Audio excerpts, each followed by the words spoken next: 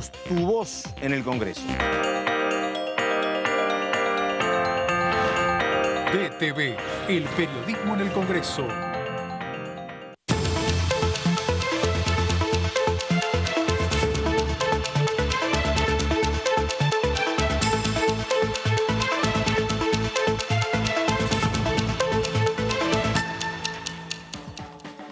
Hola, ¿cómo les va? Bienvenidos al análisis. Acá estamos haciéndole el aguante al Pato que está atravesando el piquete de Juan Grabois, así que bueno, lo aguantamos un ratito mientras podamos. Hola, Lauri.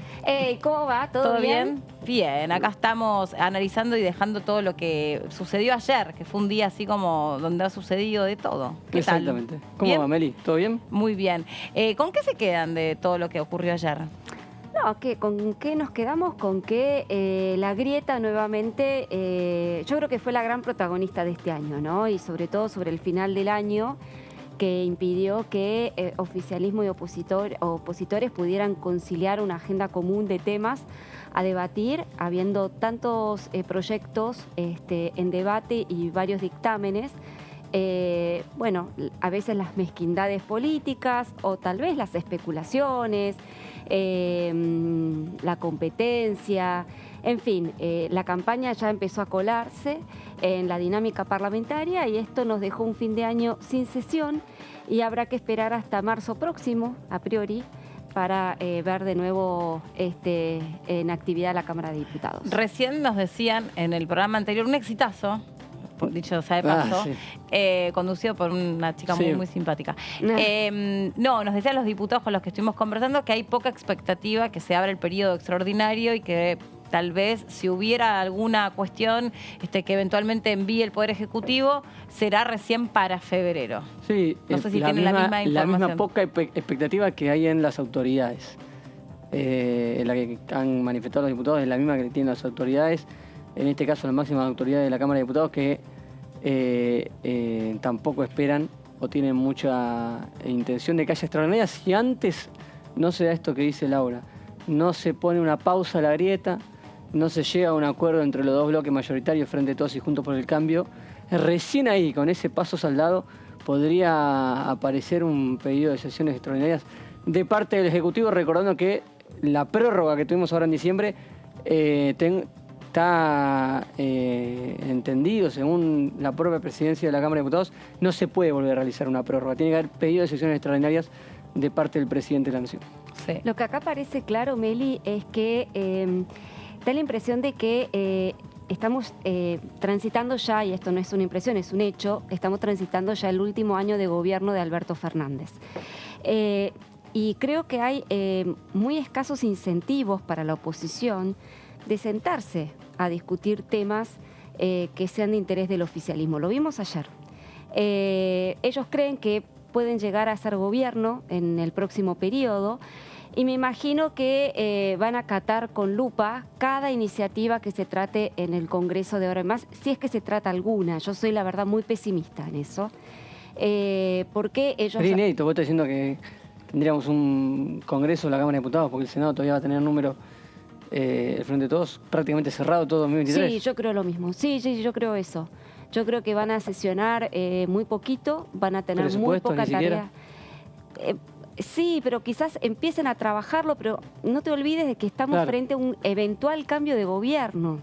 Con lo cual, habitualmente lo que sucede... Aún ganando el oficialismo va a haber cambio de nombre presidencial, prácticamente.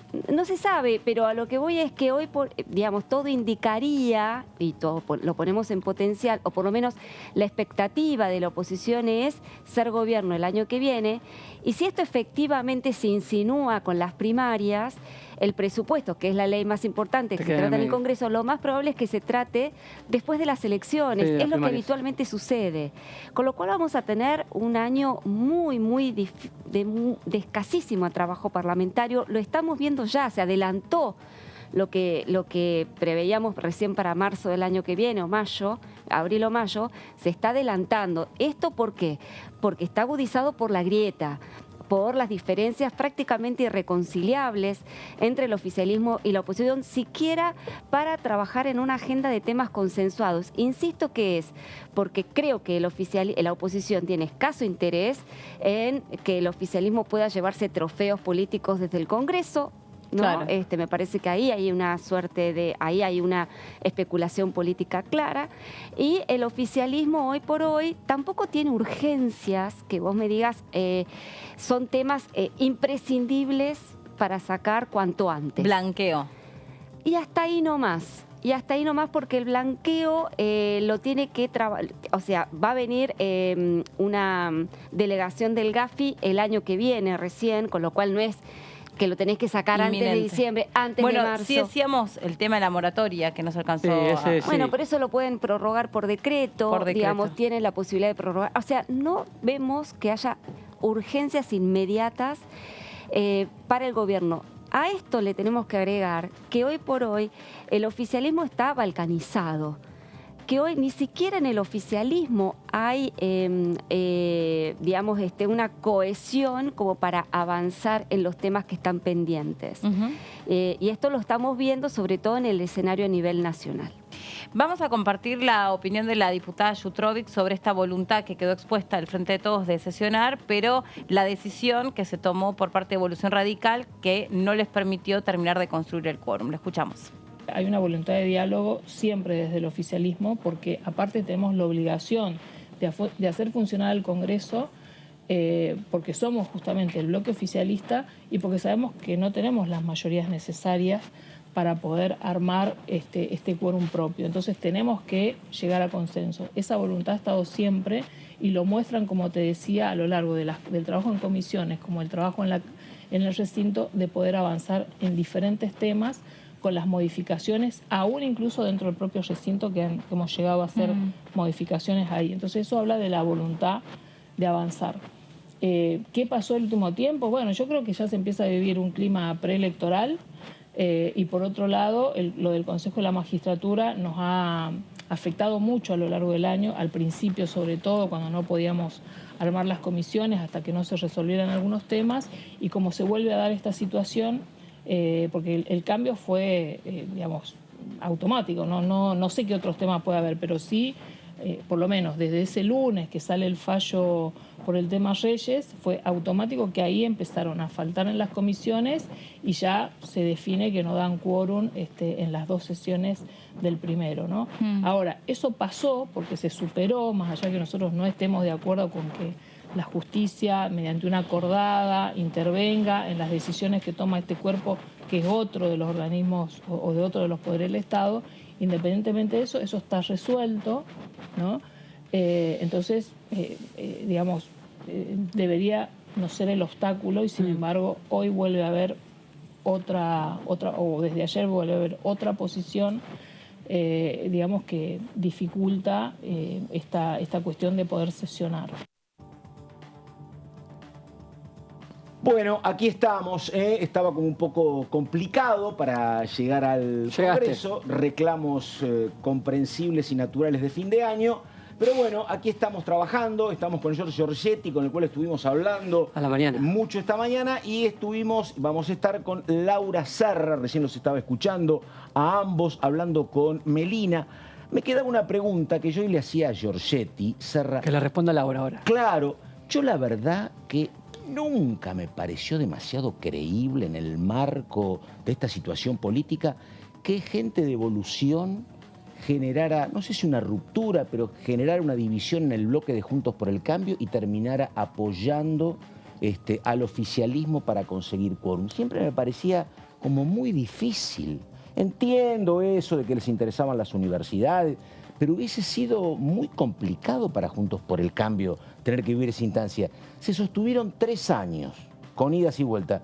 ¿Van a generar esta ruptura cuando estamos a menos de un año de las elecciones? Siempre me resultó difícil de creerlo. Sí, eventualmente, a ver, yo lo que pude ver o lo que yo pude trabajar a partir del lunes, que es cuando se convoca oficialmente a la sesión, es que Evolución Radical efectivamente estaba dispuesto a dar quórum, por lo menos un sector de Evolución Radical. Y las fuentes realmente me lo daban por hecho. Y así efectivamente trabajamos el día lunes y martes con la posibilidad casi cierta de que iba a haber quórum. Y de hecho así lo blanqueaba Germán Martínez en el recinto cuando se lamentaba de este acuerdo fallido a último minuto antes de la labor parlamentaria, cuando Evolución le confirma que no daban quórum. Había como un compromiso de un sector de Evolución de dar quórum. Es más, las fuentes me decían, mira, a ver, todos los proyectos tienen dictamen, el tema de las universidades tienen la aprobación del CIN, del Consejo Interuniversitario Nacional. Diputados de Evolución habían acompañado en las comisiones esos dictámenes. Exactamente, con lo cual querían terminar el año con la aprobación de esas universidades. Para ellos es una bandera. Entonces, bueno, había como un compromiso de un sector de Evolución de trabajar en pos de la sesión. Cuando empezó a trascender esto, del hecho de que Evolución podrían ser los aliados que le faltaba al oficialismo para llegar al quórum, yo creo que Evolución también se confiaba en que en no ser imprescindibles a lo mejor. Que el interbloque federal... Ser el 130 y no el 129, ¿no? Exactamente. Claro. Quedar mimetizados o confundidos en una masa opositora más amplia y ellos llevarse la bandera de haber aprobado las universidades. Algo así había pasado en el presupuesto, ¿no? Sí, exactamente, en algunos artículos del presupuesto y en el presupuesto propiamente dicho también. Lo cierto es que ha habido y hay vínculos entre el ministro de Economía Sergio Massa y Emiliano Jacobiti, que es uno de los líderes de Evolución Radical, vicerrector de la UBA. De hecho, Sergio Massa reforzó el presupuesto de las universidades y de la UBA en particular. Con lo cual hay un diálogo bastante fluido. Yo creo que este comportamiento de Evolución que dio marcha atrás a último momento debe haber caído pésimo. ¿En el gobierno? En el gobierno, en el oficialismo, en el bloque oficialista. Porque, bueno, ellos arman el quórum, ellos arman una sesión. Digo, lo que dijo ayer Germán Martínez, la verdad, es todo cierto. Ellos arman una sesión o convocan a una sesión no porque se tiraban, en este caso se tiraban a la pileta a ver si tenían quórum.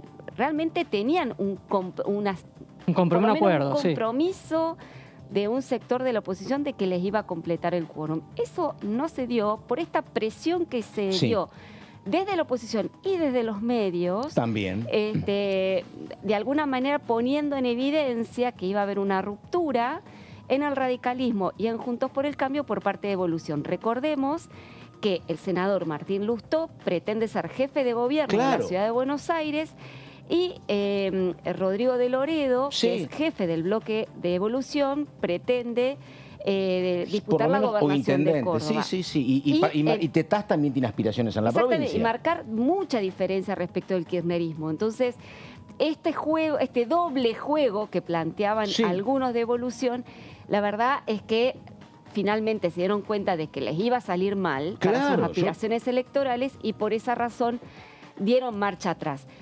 Y te digo otra cosa más, porque hubo una argumentación oficial por parte de Evolución, que la verdad, poco serio, que decían que no, que ellos finalmente decidieron dar marcha atrás porque estaba incluido en el temario el proyecto de plan de pago de deuda previsional, que ellos no estaban de acuerdo. Señores, en la convocatoria a la sesión, el lunes ya estaba incluida la moratoria, con lo cual eso no es un argumento como para esgrimir y decir no damos quórum por esta razón. Yo enseguida vamos con Germán Martínez y la verdad completísima esta historia, con detalles que yo no conocía.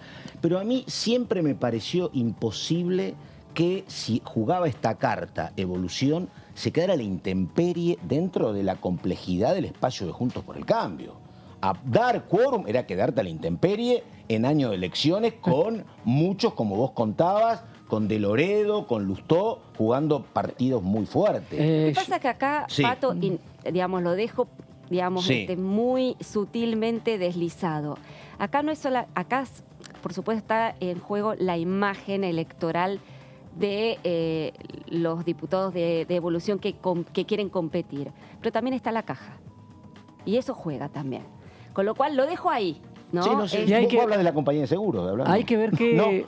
No, estábamos hablando de recursos. Estamos hablando de exactamente, recursos. Claro. Mi pregunta es... o sea que había motivaciones importantes para que dieran quórum por ahí. Pero, y había que cotejar los riesgos también, universidades, etcétera, etcétera, que evolución... Y eran distritos, el de Río Tercero, un distrito... De ellos, sí. De ellos. Sí. Había dos. Y Saladillo, efectivamente. Por el contrario... pagan un costo político en esos lugares. Sí. También. Como oficialismos locales, porque no avancen estos dos proyectos de universidad. Yo pensé lo mismo, porque en algún momento, acuérdense, cuando se trató paridad de género, y vamos enseguida con Germán Martínez, cuando se trató paridad de género en los clubes, pasó eso. Se levantó el PRO que no estaba de acuerdo y se quedó la gente de Evolución. Con Carla Carrizo mejorando incluso el proyecto original del Frente de Todos. Y me parece que era lo que decía Laura. De pronto el oficialismo lograba 129 y vos eras el 130. Estaban cerca, ¿no? Menos, y tenías dos objetivos, ¿no? Estaban más cerca. Y también la cuestión política también. Sí, efectivamente. Estaban cerca de ese número y, como contamos en la mañana, hubo un par de errores no forzados propios que... lo alejaron de los 129 y dejaban mucho más expuestos al diputado de Evolución. Vos me contaste que no estaba Mirabella. No estaba Mirabella. Sí. Y tampoco estaba el Movimiento Popular Neuquino. Sí. Ni tampoco el diputado Claudio Vidal. Sí, y tampoco estaba Eduardo Fernández. Eduardo Fernández me parece que tiene un problema de salud y no pudo venir. Así que eran dos propios que faltaban. El de Mirabella, el más resonante, porque una clara cuestión interna política del Frente de Todos. Y eso hacía que el precio de la presencia de la devolución subió en su cotización. Es cierto que siempre los oficialismos en los últimos 20 años, con Menem, con Kirchner, con Cristina, estaban más cómodos en diputados, salvo la gestión de Macri. Es cierto que tenían más... Este es un bloque muy menguado, como el problema que tenía también en su momento Cambiemos. Pero uno dependía no mucho de aliados que eran... Uno no recuerda, la verdad, esto de que los oficialismos convoquen y se queden sin quórum, era como una cuestión que no acontecía con oficialismos más robustos. Pero si te convocaban era porque tenían los 129 y si no, no convocaban. Esto era como una ley. Se contaba bien, con mucha precisión, y si no, el tema no se trataba. No, pero algo que dijo al principio del programa, el tema grieta, porque el quórum siempre fue una herramienta política para proyectos de ley donde se polarizaba mucho. En este caso, en un temario donde no había demasiados cuestionamientos al tema. Ya es una cuestión política en sí, la sesión hoy en día. Ni siquiera lo que se va a debatir en esa sesión. Exactamente, porque la cuestión de fondo es, ¿se acuerda una agenda, un temario con la oposición o no se acuerda? Claro. La opción del oficialismo es no acordamos y busco sacar votos de donde sea para doblegar a Juntos por el Cambio. Totalmente. Esa fue la apuesta. Coincido. Y no le salió. Exactamente. No era una sesión ordinaria, vos qué querés y yo qué quiero. Yo lo que quiero es un tape con Germán Martínez, el titular del bloque del Frente de Todos, diciendo esto. A ver, por favor. Tuvimos un año de mucho trabajo y muy intenso, ¿no? A veces ese trabajo lo logramos materializar en términos de sesiones y a veces no pudimos, ¿no? Quizás es ese sabor a veces dulce, a veces amargo, el que por ahí tenemos a esta altura del año. Si te pones a pensar, Horacio, nosotros arrancamos el año claramente centrando nuestro debate en la renegociación de la deuda que Macri tomó con el Fondo Monetario Internacional. Fue un debate intenso para toda la política, especialmente para mi bloque, donde las posturas no estaban unificadas, pero que pudimos hacer un proceso de metabolización interna, esas diferencias para poder expresarnos con libertad en el recinto y seguir trabajando juntos. Después vino un mes y medio, desde el 10 de marzo hasta mitad de abril, donde la oposición no enviaba las nóminas para la integración de comisiones en función de que el 15 de abril, que fue el lunes después de Semana Santa, se cumplía el plazo establecido por la Corte Suprema de Justicia. Hace exactamente un año atrás, cuando después de 15 años declaró inconstitucional la ley del Consejo de Magistratura del año 2006. Y acordate que en aquel momento la Corte dijo, si el 15 de abril no tienen una nueva ley del Consejo de la Magistratura, reponemos la vigencia de la ley del 97, cosa que hizo. Bueno, eso generó toda una situación compleja donde la oposición de Juntos por el Cambio, ante el plazo inminente del 15 de abril, decidió no conformar las comisiones, después las pudimos constituir, logramos un muy buen ritmo de sesiones, prácticamente 2 sesiones por mes, desde, si se quiere, principio de mayo hasta final de noviembre. Hoy estuve repasando las votaciones, Horacio, sacamos leyes muy importantes, con niveles de consenso muy amplios, en contra de lo que se dice habitualmente. Esta fue la Cámara de Diputados, una Cámara que consiguió consensos muy amplios. Quizá la máxima expresión fue la del presupuesto, ¿no? Con los 180 votos afirmativos. Pero tuvimos un montón de leyes importantes con niveles muy avanzados en el nivel de consenso, y creo que eso también es un signo de este tiempo.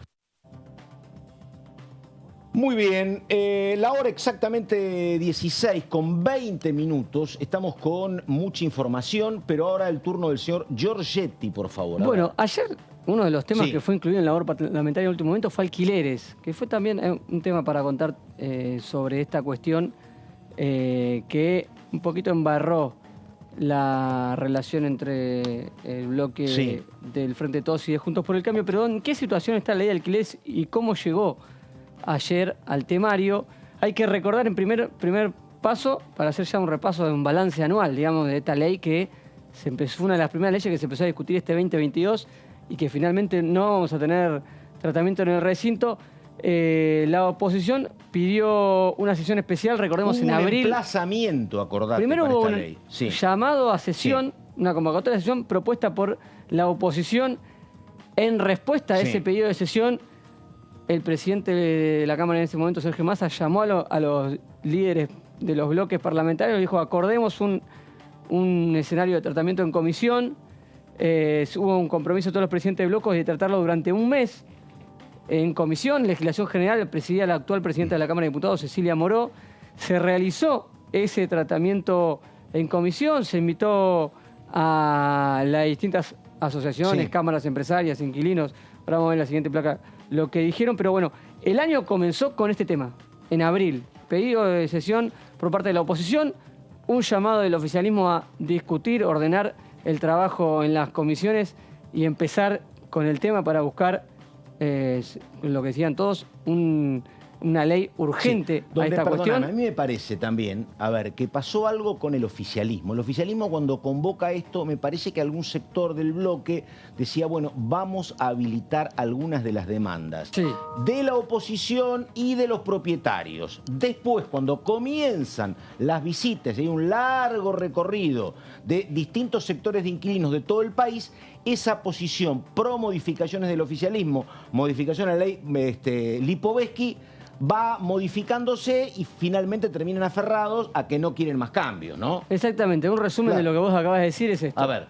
¿Qué dijeron los propietarios y los inmobiliarios? Principalmente, ¿qué pidieron todos los que desfilaron por la comisión, que duró un mes? Pedían volver a los 2 años de contrato para los contratos de alquiler y la indexación cada 6 meses. Claro. Con distintas fórmulas que fueron apareciendo después durante el debate. Esto fue, pero lo que pedían es, volvamos a contratos que duren 2 años y que se actualicen los montos cada 6 meses. Después vemos cómo. O dependerá del debate de los diputados cómo. Pero los inquilinos, por el contrario, pedían sostener lo que más les favorece de la ley actual, que es 3 años de contrato. Ese era el reclamo principal. Por un año. Y actualización cada por año, pero principalmente lo que querían era sostener los 3 años. Volver a los 2 años era un paso atrás para los inquilinos, claramente, y eso quedó expuesto en el debate en comisión. Y de estos 2 reclamos surgen los dictámenes que se terminaron firmando y que son parte de... Ahí uno entiende, la verdad, la posición de los propietarios, planteando actualización, pero me parece que tenían mucho peso en la decisión de los diputados y diputadas las historias de vida de los inquilinos explicando por qué no querían contratos por 2 años. Porque obviamente en muchos casos hay familias enteras con chicos y padres que tienen que estar cambiando de colegio, entre otras cosas, cada 2 años, una cosa complicadísima. Por eso el tema de 3... bueno, lográs una renovación y tenés una etapa de 6. Si no, vivís cambiando, efectivamente. Como bien decías vos, este reclamo unánime de parte de los inquilinos obligó o dejó en evidencia al oficialismo, o le dio el argumento al oficialismo para no sostener en su dictamen los 3 años de contrato de alquiler, es decir, no cambiar la ley que se pretendía cambiar en su espíritu original y además incorporó una serie de incentivos para alquiler de propiedades e incluía también el tema de la vivienda ociosa. Totalmente, la posibilidad del impuesto. Sí. Y actualización anual con índice mixto entre salarios e inflación. Perdóname, y ahí pasan dos cosas, no sé cuándo las empezás a contar. Por un lado, la gestión de Graciela Camaño buscando algún punto de encuentro, y por otro lado, que yo no sé si estaba expresado a nivel bloque, la posición del macrismo más duro que decía, no queremos ninguna ley, queremos libre acuerdo entre el propietario y el inquilino, ninguna norma. Que también esto era una cuestión de mucho peso porque había que contar cuántos respondían a esa postura en el bloque. Sí, eso iba pasando por debajo, ¿no? Está claro. Porque la voz, que ahora lo vamos a ver, son estos 3 primeros dictámenes, la voz la asumió más el radicalismo con Karina Banfi. Totalmente, sí. En esos primeros debates de comisión. Vamos a ver los dictámenes. Que no era la posición de que no haya ley. Exactamente. Era una ley mejorada, efectivamente. Era una vuelta a... Sí. Ahí vemos. Lo que salió de esta primera mes de debate en Comisión de Legislación General es contratos de 2 años con actualización semestral a negociar entre las partes. Es decir, ya no hay índice de indexación, a diferencia de lo que propone el Frente de Todos, ni tampoco los 3 años. Volvemos a los 2 años, pero sí hay una actualización de los contratos cada 6 meses. Ahí estamos en lo que pidieron propietarios y principalmente cámaras empresarias. Por su lado, Provincias Unidas e Interbloque Federal terminó teniendo un tercer dictamen que también iba hacia los 2 años, pero con un índice de actualización semestral ya también entre inflación y salario. Este es el interbloque, claro, acá está Hay un Camaño. punto medio, que era el dictamen de Camaño y Agustín Domingo, que estaba entre los 3 años del oficialismo con 1 año de actualización y los 2 años sin índice cada 6 meses. La propuesta del oficialismo obliga a que haya un giro a presupuesto, recordamos, y ahí se da el tema es que es muy entendible la demanda de los asalariados o de los inquilinos. Los inquilinos en el 99% de los casos viven de un sueldo y generalmente el sueldo no acompaña la inflación. Es muy entendible. Pero lo que pasa es que si vos atendés mucho eso, el propietario te dice, mira, no me conviene y cierro el departamento y lo que hay es falta de oferta. Ese es el delicado punto de equilibrio. Un punto de equilibrio muy difícil de legislar, que es lo que ha venido pasando desde que empezó este debate, no solamente con la ley mal llamada Lipovetsky. Con Lipovetsky fueron 3 años, por ejemplo. Pero antes también estaba... También, por supuesto. Sin esa ley también estaba la situación de complicada de los alquileres. Se agrega el giro al presupuesto, dijimos, ¿no? Sí. El oficialismo va a ese nuevo debate en comisión y sostiene su dictamen. 3 años de actualización, 3 años de contrato con actualización anual. No modifica, se impone con este proyecto con el dictamen de mayoría. Y la oposición logra unificar criterios, pero sorpresivamente gana una nueva opción que no estaba presente antes.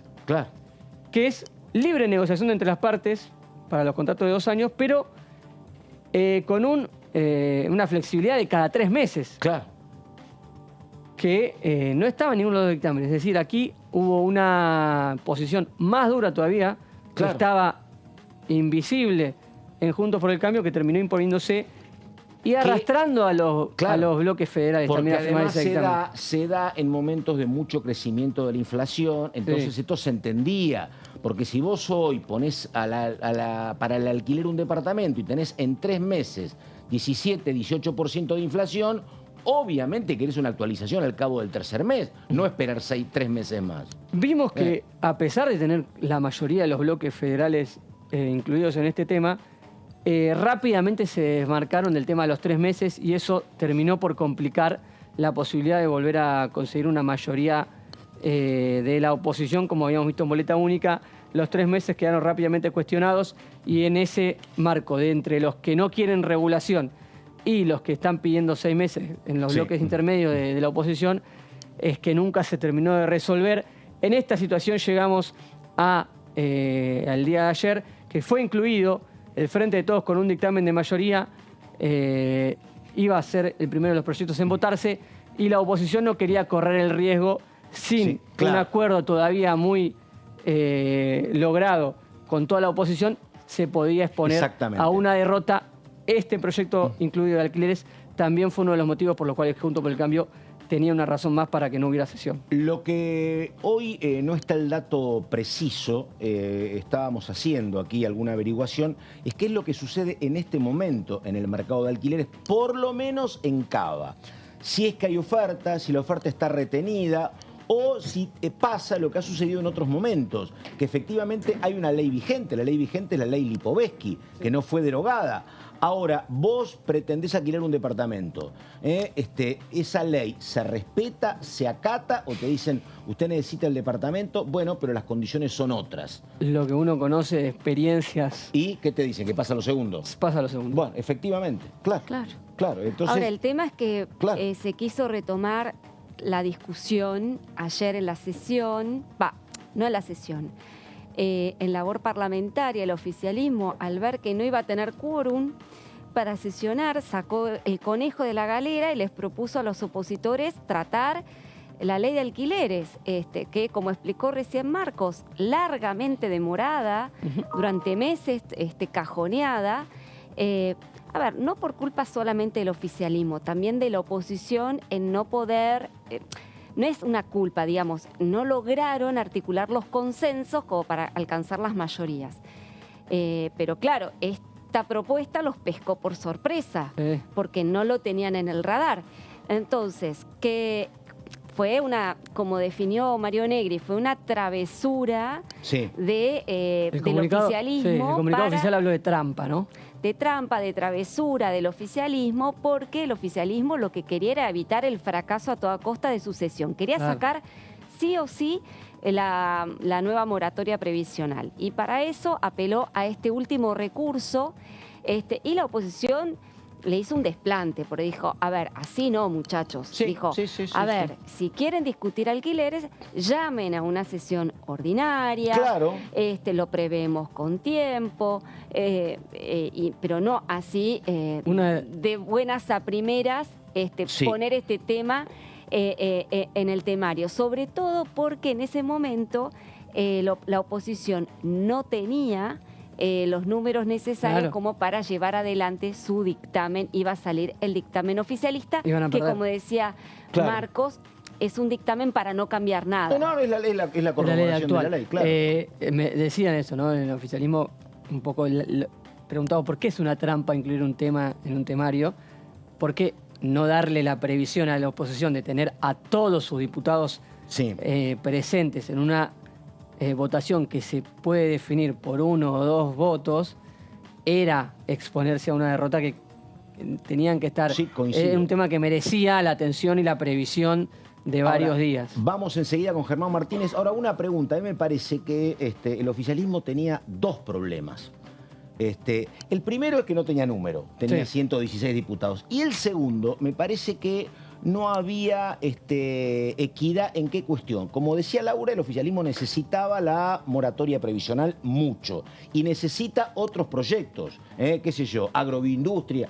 Ahora digo, ¿la oposición necesita alguno de esos proyectos tanto como para que te sientes y le diga, mira, para mí la verdad el tema moratoria es clave y necesito, para vos es clave, vamos a juntarnos y armamos una ordinaria y nos ponemos de acuerdo. Vos votás lo que te interesa y yo lo mío.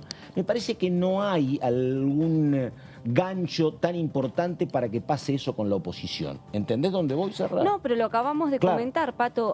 Para la oposición no hay incentivo alguno para aprobarle los temas al oficialismo, máxime cuando empezó ya la carrera electoral. Si vos me decís, bueno, vos incluís dentro del temario la cuestión de los alquileres, que mal puede ser un trofeo para la oposición. Pero mi proyecto. Claro, el proyecto de ellos, claro. No, ese es el tema.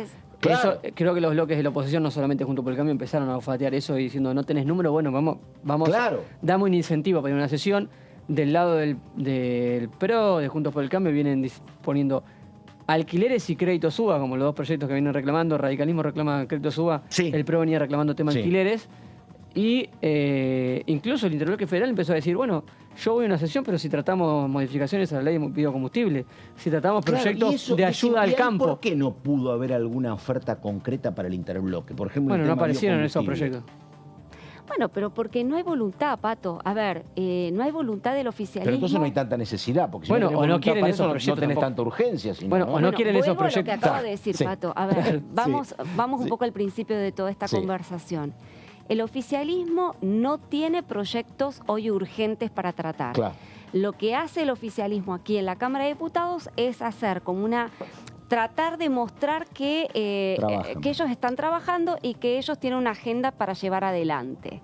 Y de alguna manera, y si pueden, también asestarle una derrota junto por el cambio. Claro. Están jugando a eso. Sí. Entonces, aunque sea en por algunas esa localidades, razón ¿no? es que, Germán Martínez tiene esa lógica de no consensuar un temario o no llamar a una sesión ordinaria, y apostó a esto de meter la cuña en la oposición y en Juntos por el Cambio para ver cuánta agua se podía llevar a su molino. Sí. No le salió la jugada, casi le sale. Sí. Casi le sale, hay que decirlo, casi le sale, pero no le salió.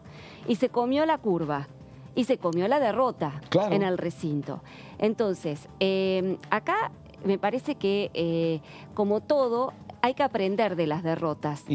Y lo que justamente arroja lo que está pasando en la Cámara de Diputados en los últimos días, la sesión de ayer fue la última evidencia, es que acá, es una verdad de perogrullo. Nadie tiene la mayoría. No, claro. Evidentemente, si vos querés sesionar, hay que consensuar, muchachos. Hay que ponerse de acuerdo en un temario. Más que consensuar, ¿sabés qué? Hay, como decía Pugliese, yo decía esta mañana, tragarse sapos. Dijiste Pugliese, sí. Tragarse sapos, ¿me entendés? Porque digo, la verdad, vos querés esto y bueno, yo te tengo que dar lo otro. Si no, con minoría no me alcanza. Digo, esto de que, bueno, voy a tratar y te voy a colar 129 y votamos. Si querés, el que quiere celeste, que le cueste, ¿viste? El que sea próximo gobierno, ¿sabe que se va a exponer a esta situación o alguno piensa y hace números y dice vamos a tener mayoría? Yo creo que prima la segunda opción, ¿La optimista? La optimista, yo creo que muchos piensan eso, lo cual sería catastrófico. Realmente catastrófico. El que dijo eso, para que esto funcione tenemos que ganar. Terminamos el año positivos. Fue López Murphy.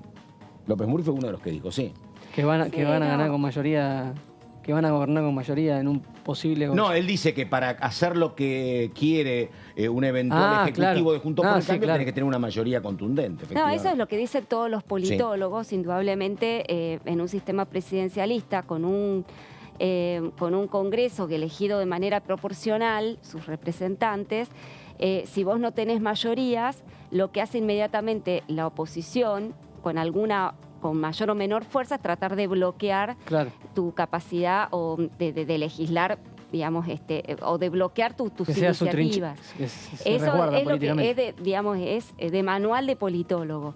Ahora bien, está claro que se puede gobernar también, y quedó demostrado, hay innumerables experiencias en la Cámara de Diputados de que se puede gobernar también en minoría. Es más difícil, seguro, pero ¿sabés qué es más sano?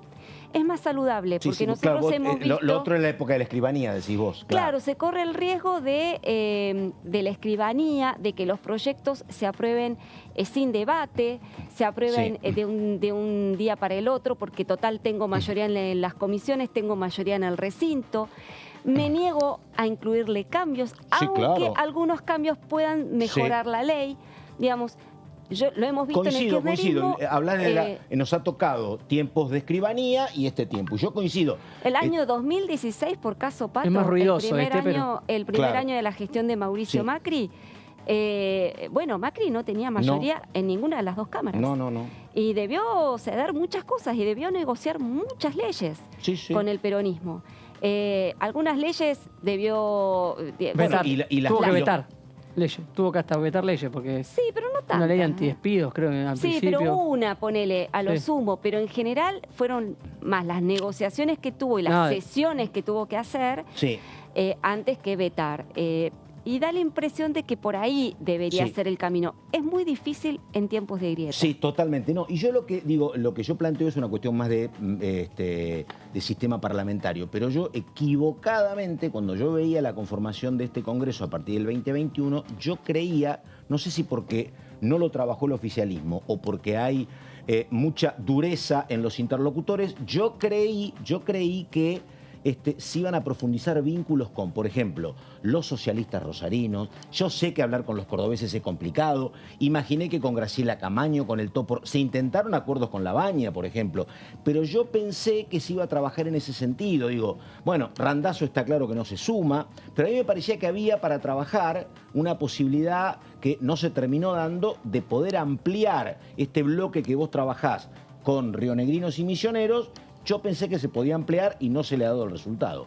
Está la diputada Caparrós, cómo no, presentación, dale.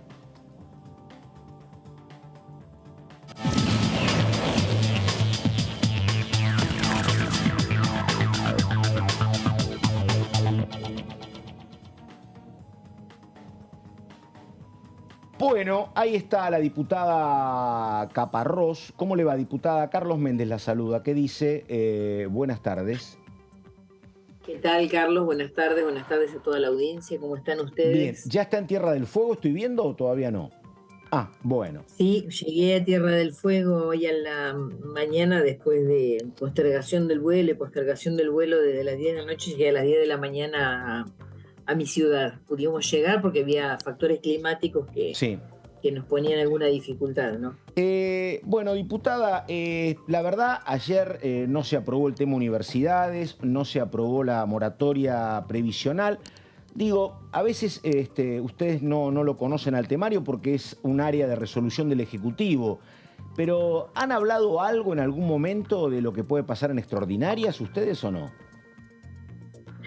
No, el temario, digamos, lo conocíamos a través del bloque. Nosotros es un temario que ya, salvo alguna pequeña variación, es el de la sesión anterior, con temas que era muy importante que resolviéramos antes de fin de año. Particularmente el tema de la moratoria previsional era fundamental tratarlo. El 31 de diciembre cae el que está en vigencia, así que habrá que esperar hasta marzo. Y en el medio vamos a tener, digamos, una cantidad de gente que podía haber juntado sus requisitos para poder acceder a una jubilación digna, trabajadores o trabajadoras que cumplieron su ciclo laboral, que cumplieron la edad y que se encontraron que le faltaban aportes por periodos donde estuvieron sin trabajo o por periodos donde no se los hicieron los aportes, ¿no?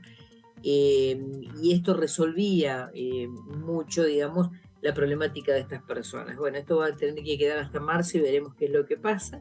Y después el tema de las universidades, había un compromiso con algunos bloques políticos, pero bueno, a medida que se avecina el año electoral, digamos, los vínculos, las relaciones van teniendo como más crudeza y otras exigencias, ¿no?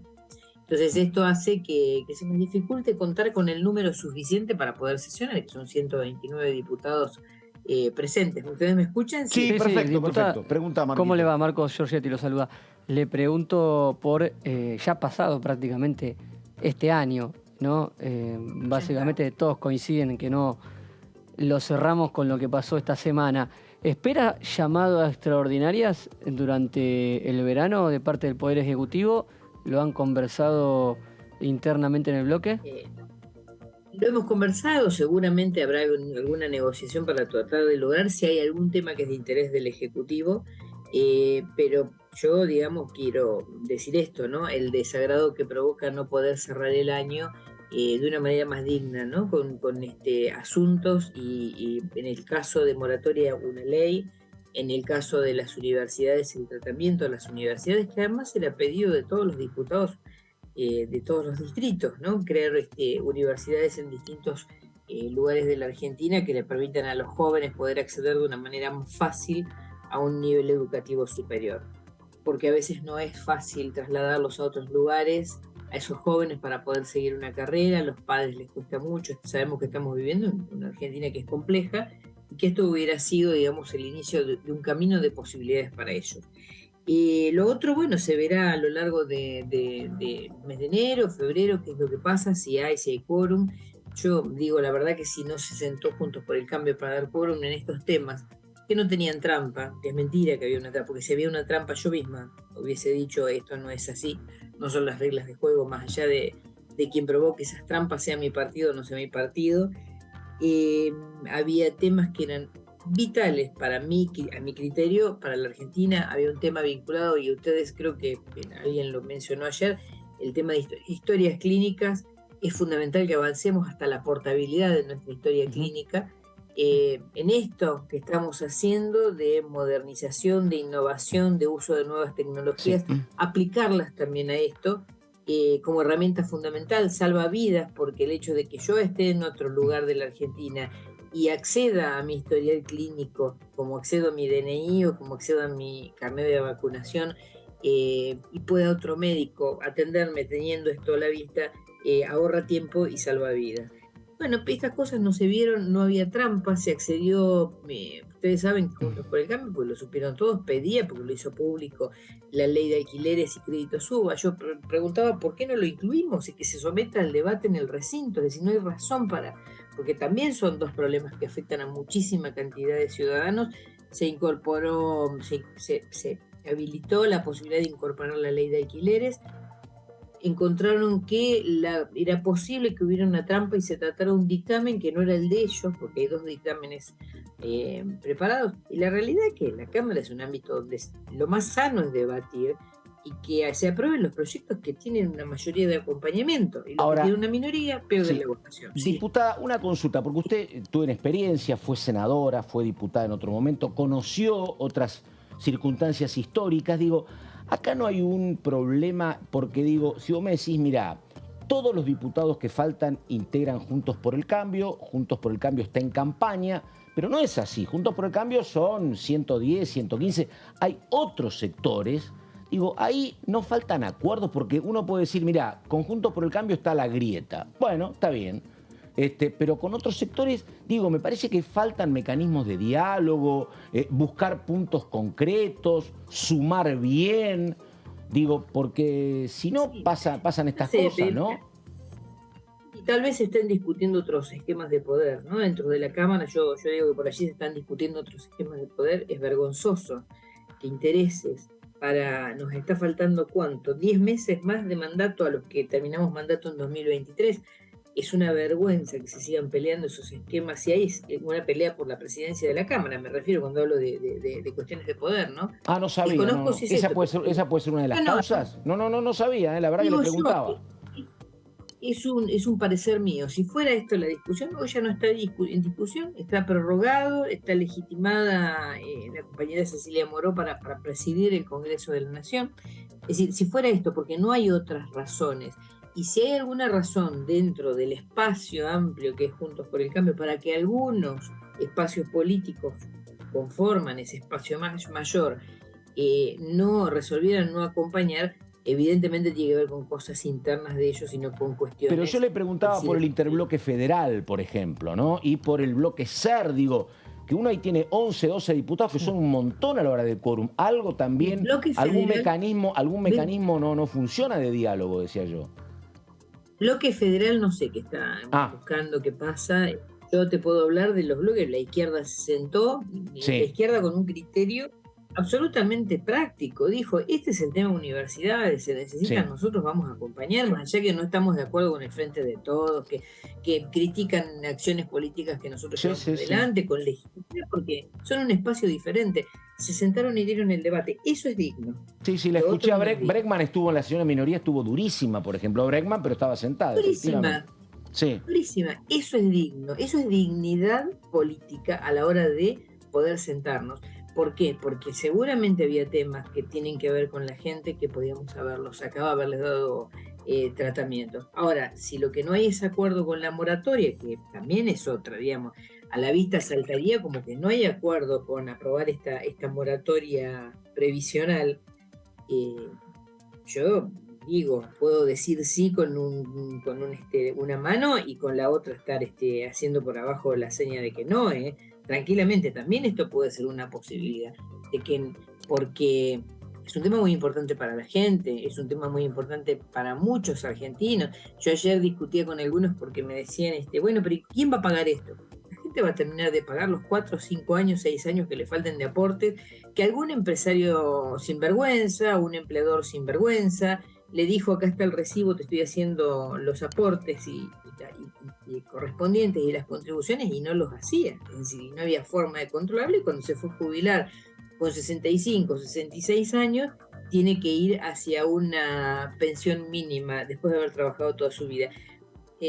creo que esto puede ser también una de las razones, que directamente no quieran acompañar esto.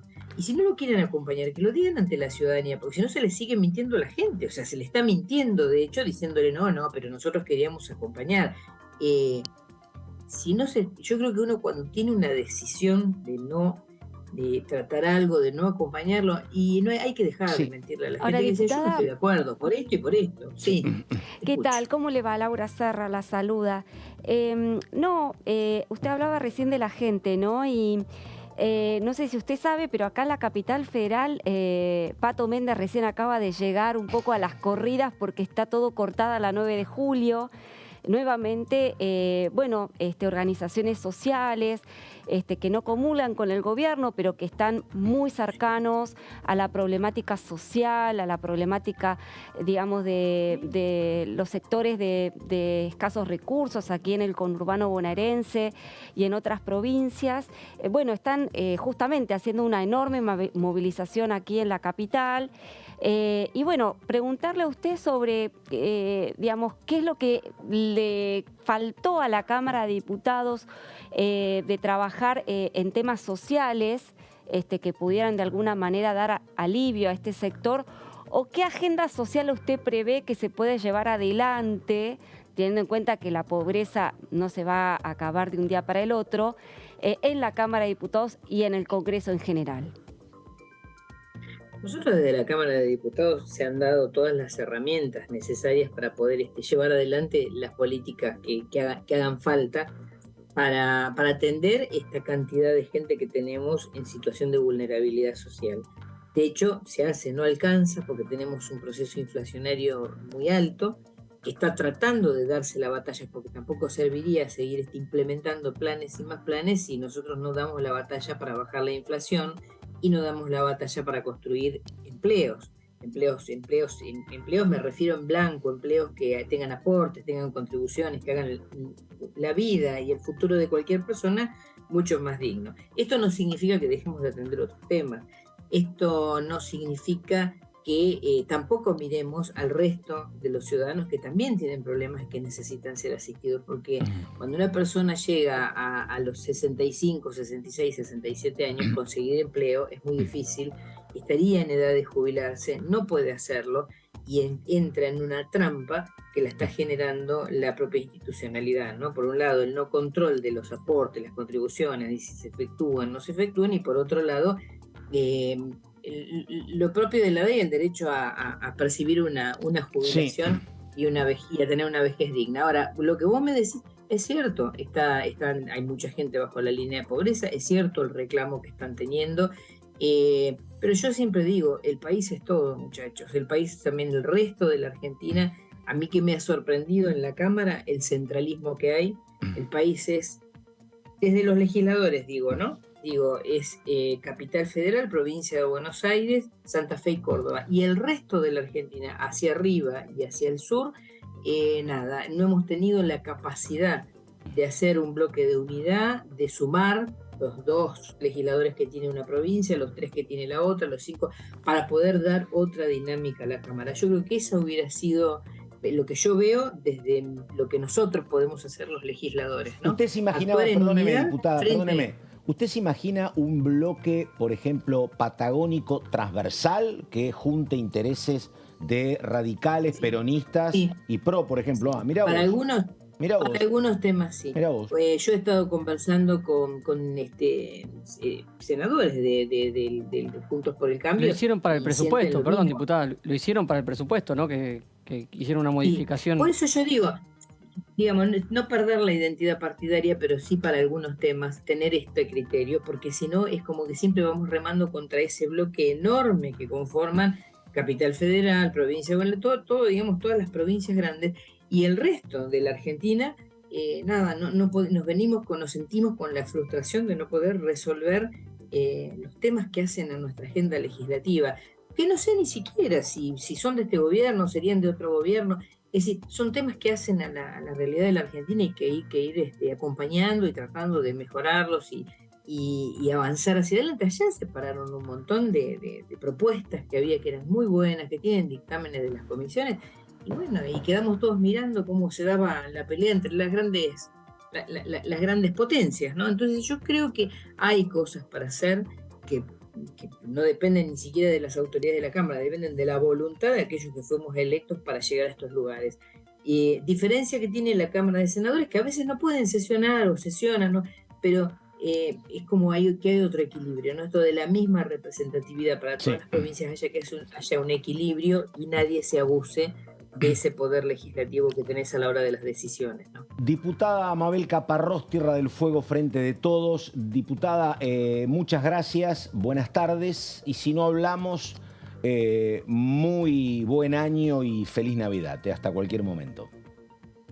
Gracias a ustedes, lo mismo, felicidades para Navidad, para Nochebuena, y especialmente que este año 2023 sea un año donde podamos esquivar un poquito lo que va a ser el escenario político y en ese esquive de un poquito podamos resolver y sacar alguna normativa que le sirva a todo el país por igual, ¿no? Ahí estamos. Que ojalá, mayor ambición legislativa, que no es tan mayor ni tan grande, pero que bueno, es un intento, ¿no? De buenos deseos. Ahí felicidades estamos. Para todos. Chau, gracias, buenas tardes. Y estamos con Laura Serra, estamos con el señor Marco Giorgetti. La pausa y ya volvemos.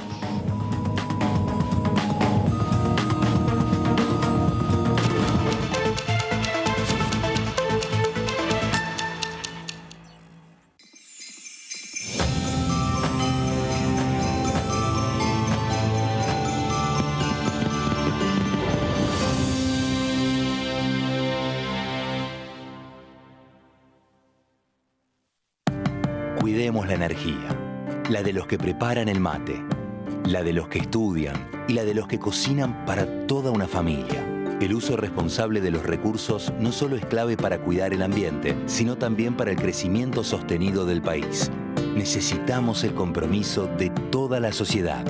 Entrá en argentina.gov.ar y descubrí consejos simples, pero muy importantes para cuidar la energía de todas y todos.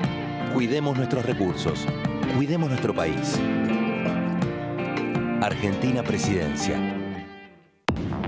Hola, ¿qué tal? ¿Cómo están? Bienvenidos, buenas tardes. En Corrientes está un centro, es el Centro de Estudios Universitarios, donde vienen de Formosa, Jujuy, Salta, La Rioja, de todo el país vienen a estudiar a Corrientes, y las pensiones acá son muy caras, cuesta mucha plata, y la idea es que, por eso es que nosotros venimos conversando con tal de que saque lo antes posible. Lo que significa para una provincia, lo que significa para un departamento de una provincia o para un territorio determinado, la creación de una universidad.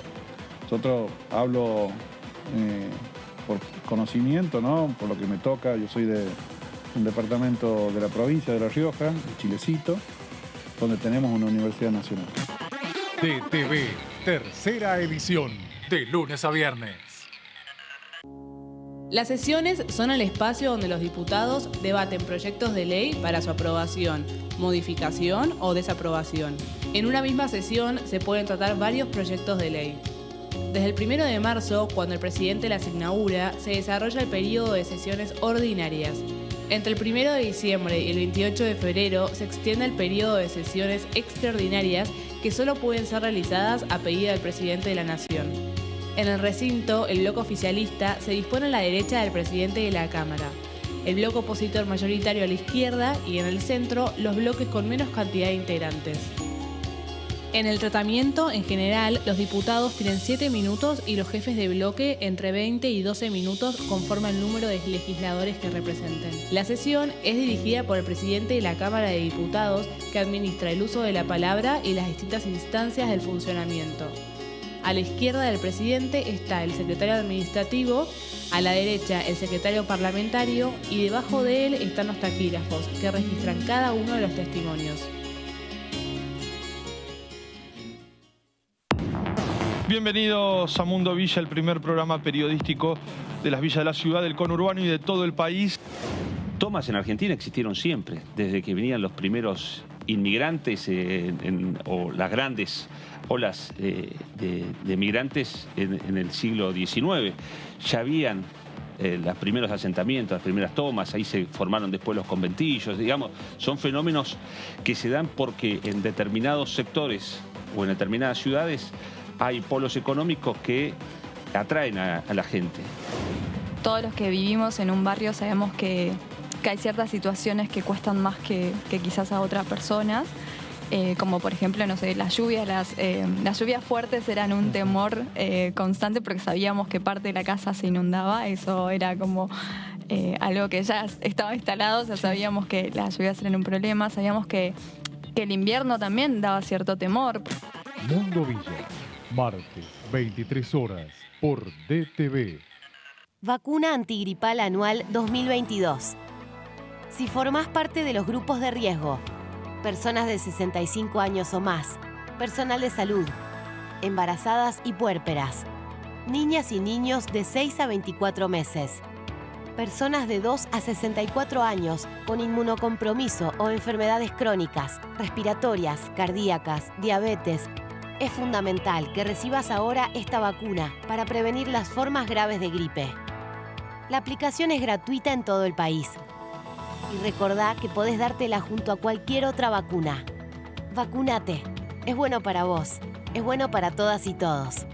Infórmate más en argentina.gov.ar/vacunas. Argentina te cuida. Ministerio de Salud. Argentina Presidencia. ¿Cómo les va? Muy buenos días. Hola, ¿cómo va? Hola, ¿cómo les va? Bienvenidos a DTV, a la segunda edición. ¿Qué tal? ¿Cómo están? Bienvenidos, bienvenidas a esta tercera edición de DTV.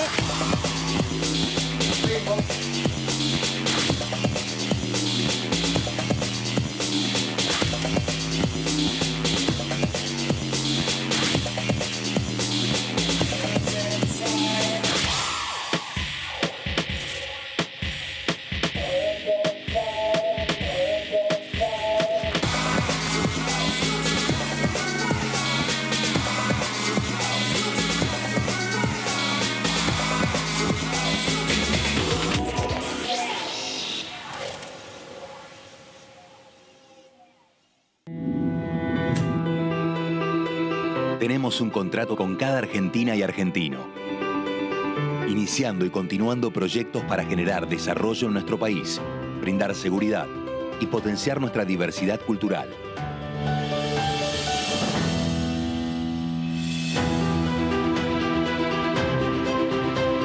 Firmamos actas de compromiso con las prioridades de cada provincia. Hoy te queremos mostrar los proyectos finalizados y los que aún están en ejecución. Conoce más acerca de nuestros compromisos en argentina.gov.ar/compromiso federal. Lo dijimos, lo hicimos. Compromiso Federal. Argentina Presidencia. ¿Qué diferencia hay entre la Cámara de Diputados y la Cámara de Senadores? La Cámara de Diputados representa al pueblo de la nación argentina.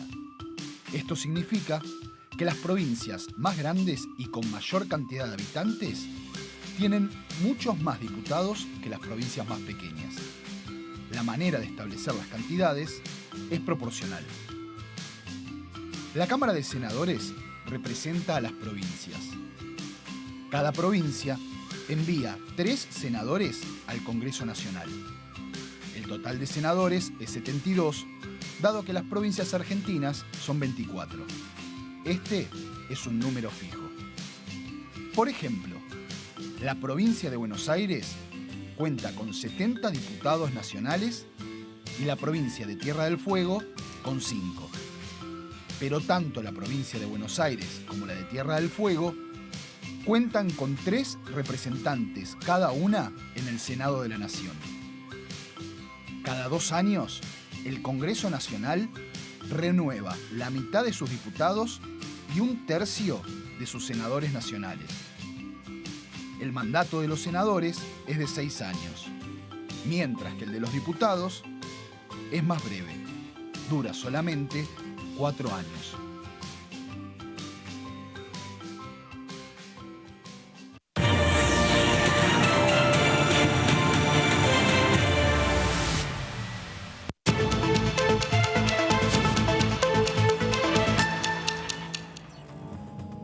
Bueno, 5 de la tarde con 4 minutos estamos en el análisis, estamos con el señor Marco Giorgetti, estamos con Laura Serra. Laura Serra. ¿De qué hablamos, Serra? Qué buena pregunta, Pato. Bueno, hablamos de todo lo que se estuvo trabajando en la Cámara de Diputados y hubo algunos proyectos que lamentablemente no pudieron prosperar.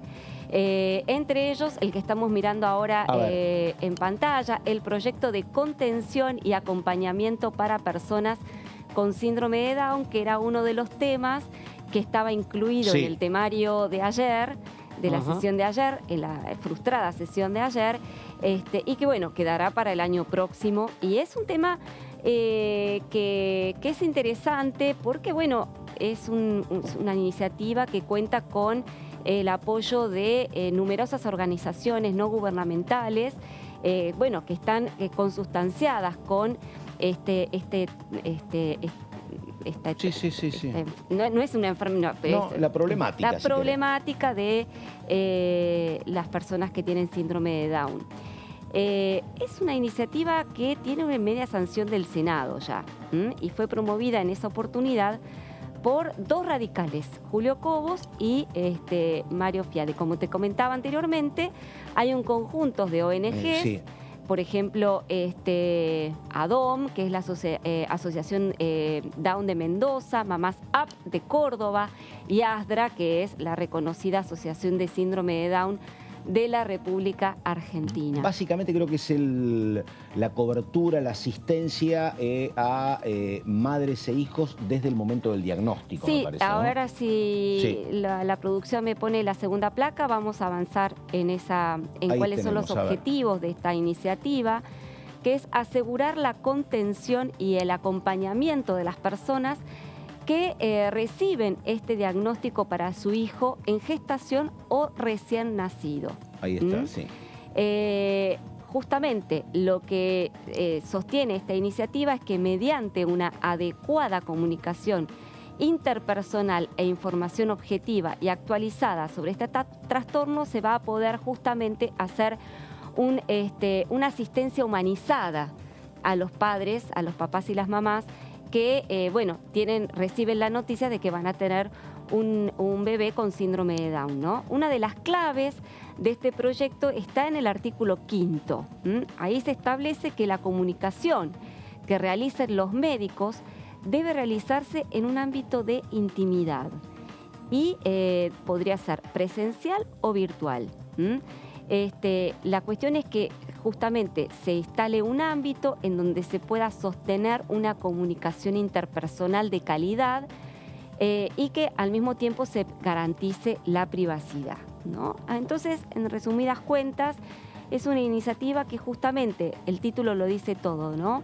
Un diagnóstico humanizado para personas con síndrome de Down. Un acompañamiento que efectivamente debería ser natural y no pasa normalmente. O pasa en algunas ocasiones sí, en otras no, efectivamente. Sí, no hace mucho tiempo escuché un podcast que hablaba un padre de que estaba militando este proyecto de ley contando su experiencia, de cómo fue el diagnóstico que se da en un contexto casi traumático.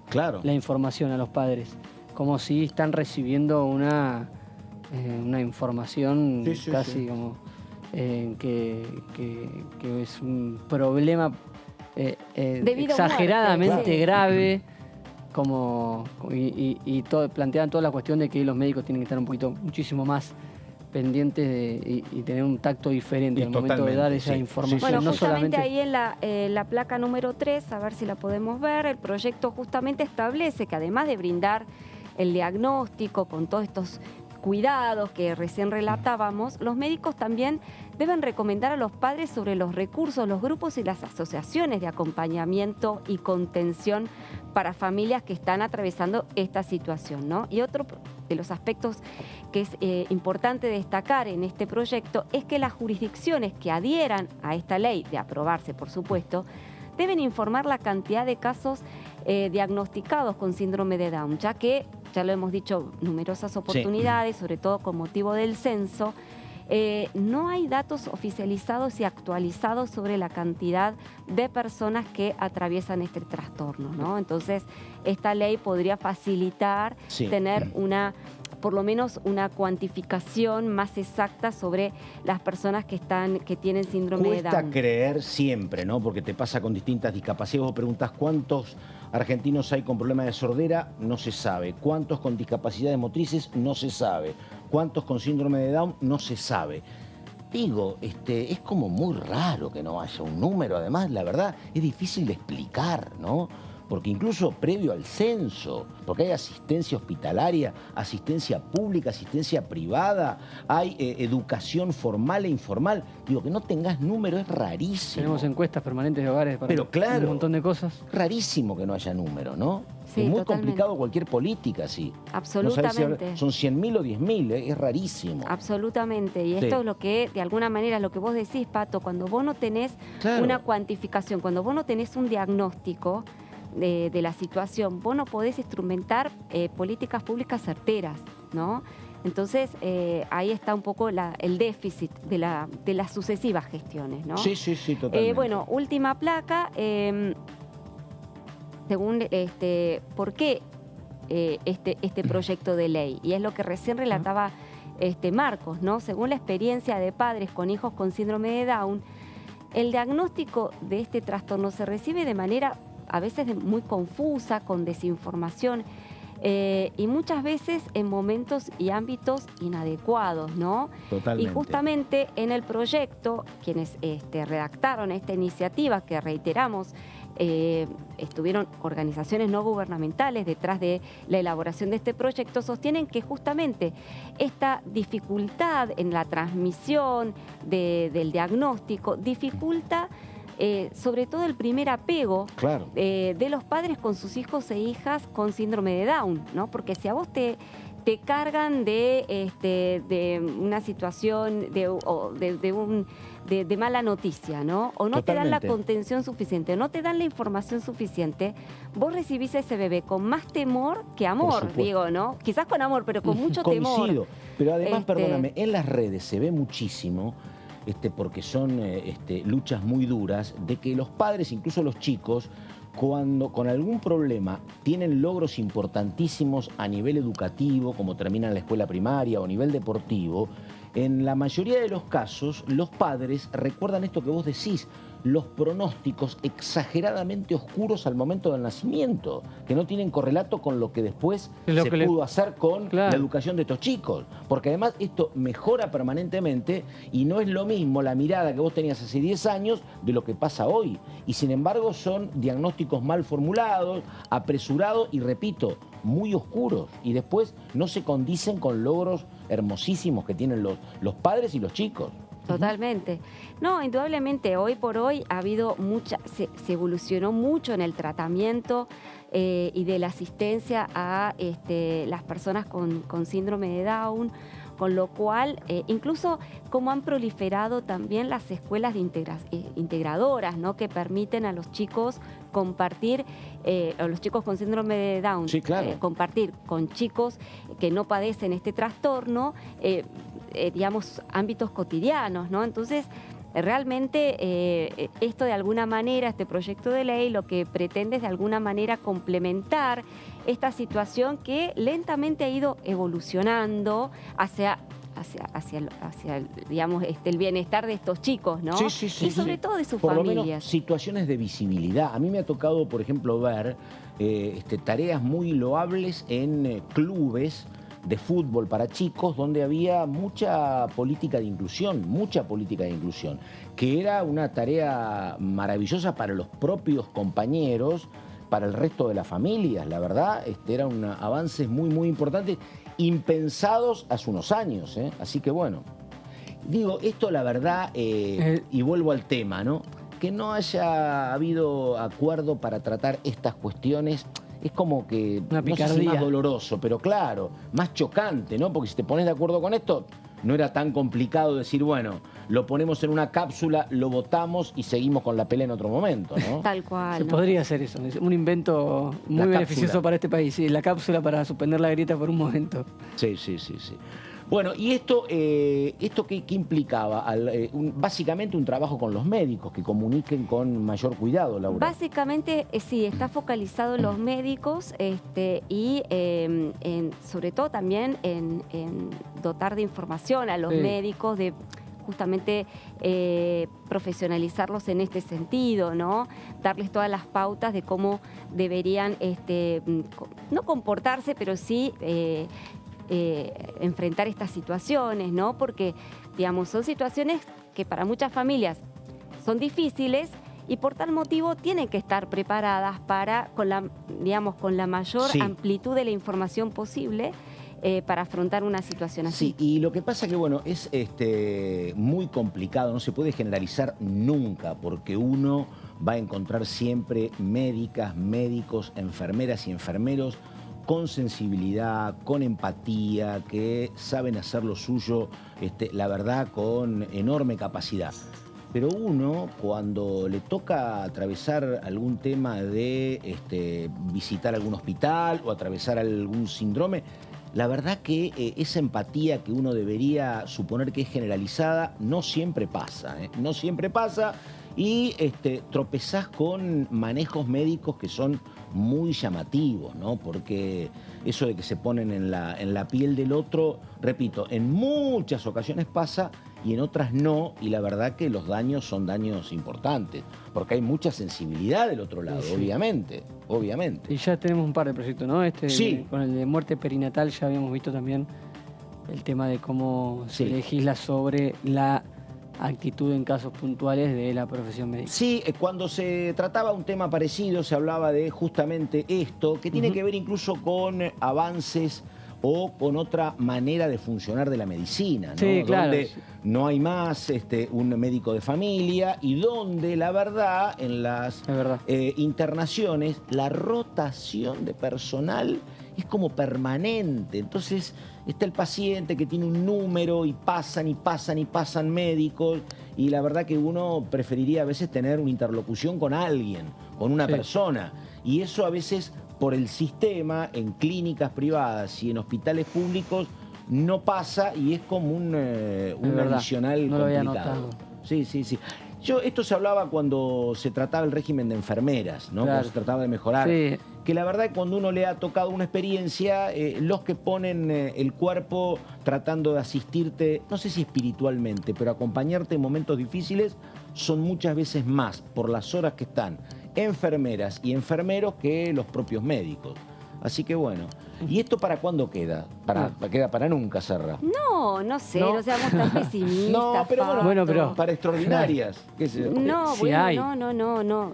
Seguramente va a pasar para marzo. Pero es uno de esos temas amigables. Claro, exactamente. Son esos temas con los que los diputados se reconcilian con la sociedad. Claro. Es cuando dicen, vieron que somos humanos y también tratamos temas que atañen, que le importan a la gente. Y podemos estar de manera civilizada debatiendo en el recinto. Claro, y que están todos de acuerdo y mostrando concordia y unidad, ¿no? Sí. Postales que pocas veces se ha visto, pero que cada vez que pasan se celebran.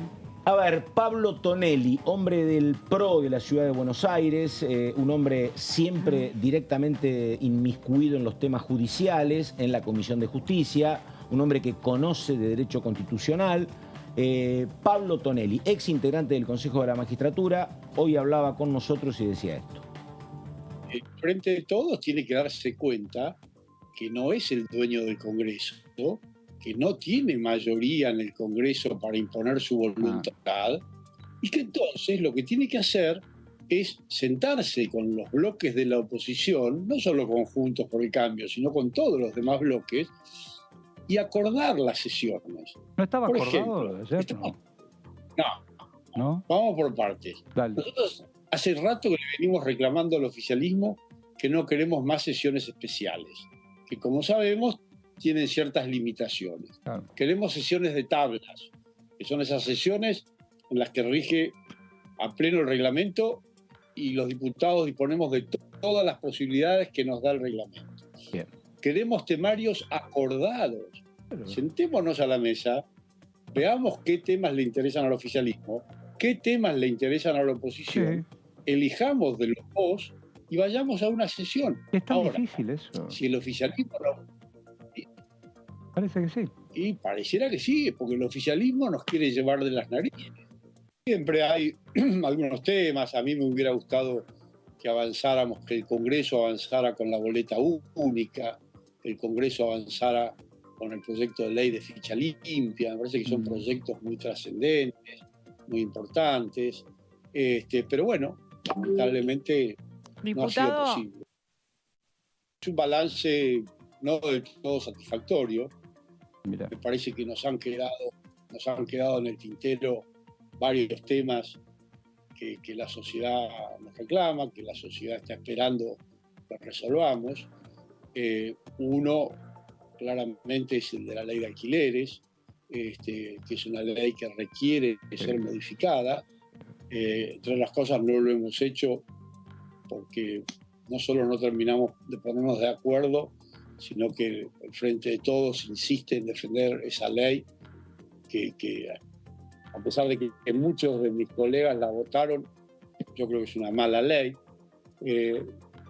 Tenemos muchos temas pendientes. Ha sido un año en el cual, por ejemplo, la Comisión Bicameral de Trámite Legislativo, que es la que revisa los decretos de necesidad y urgencia que dicta el presidente, ¿saben cuántas veces se reunió? No. Ninguna. Una. Bueno. Tenemos alrededor de... y una en la que solamente se designaron las autoridades. Claro. Tenemos alrededor de 60 decretos de necesidad y urgencia del presidente que están esperando dictamen de la Comisión Bicameral y no se ha reunido. Es decir, doy estos ejemplos, podría dar más. Algunos temas sí se han resuelto, en algunos temas hemos avanzado. Pudimos tener presupuesto, por ejemplo, cosa que el año anterior no había ocurrido, y eso no deja de ser una buena noticia. Creo que, en términos generales, si tengo que buscar una explicación para este cierto déficit en la tarea legislativa, creo que ha sido la falta de diálogo. Y no cabe la menor duda de que, más allá de que todos tenemos que poner de nuestra parte, el gran responsable del diálogo es quien gobierna. Hay que ver, ¿no? Sí, claro. Sí, digamos, exactamente. Yo entiendo de que el oficialismo tiene la responsabilidad de conseguir el quórum. Hoy por hoy es la primera minoría. Pero creo que, como todo baile, se necesitan dos. Sí, claro. Y el consenso viene de ambas partes. Y si bien muchos declaman el diálogo, el consenso y la necesidad de terminar con la grieta, son pocos los que efectivamente están dispuestos a ceder de su parte. Justamente es lo que hablábamos al principio del programa, Pato, y es de los dos lados. Sí, totalmente. La falta de diálogo es responsabilidad de los dos lados. Pero además con un agravante, que es el siguiente. Este es otro momento histórico, pero yo creo que no puede resolver el Congreso lo que no se resuelve a nivel político global. ¿A qué me refiero? Si hay acá diálogo, es difícil, casi imposible que haya acuerdo acá cuando a nivel político, porque además ¿quiénes se imaginan uno hablando y acordando? Cristina y Macri, por ejemplo. No. Bueno, tampoco, que no va a pasar, pero además tampoco representan el 80 o el 90% del voto popular. Está la cuestión muy atomizada. No es que se tienen que poner de acuerdo dos o sentarse como en un momento para la reforma de la Constitución se sentaron Menem y Alfonsín. Hay más integrantes. Primero que allá en ese momento había voluntad de diálogo. O cuando acordaban Cafiero y Menem.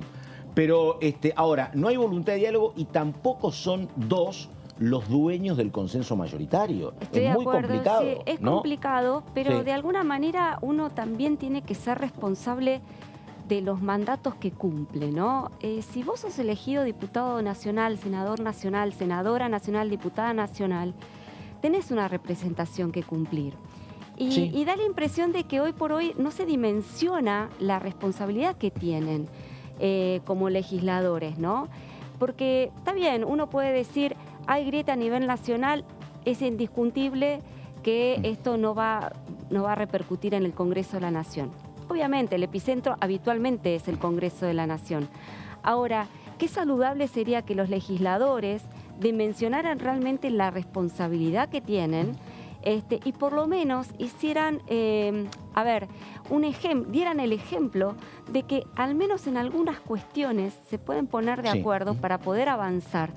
Yo no te digo en los grandes temas, porque esos pueden ser complicados, pero sí en estos temas como por ejemplo los que acabamos de comentar recién en Placas. Sí. El diagnóstico humanizado para los chicos con síndrome de Down. Digo, ¿cuál es el problema de sentarse a discutir estas cuestiones, no?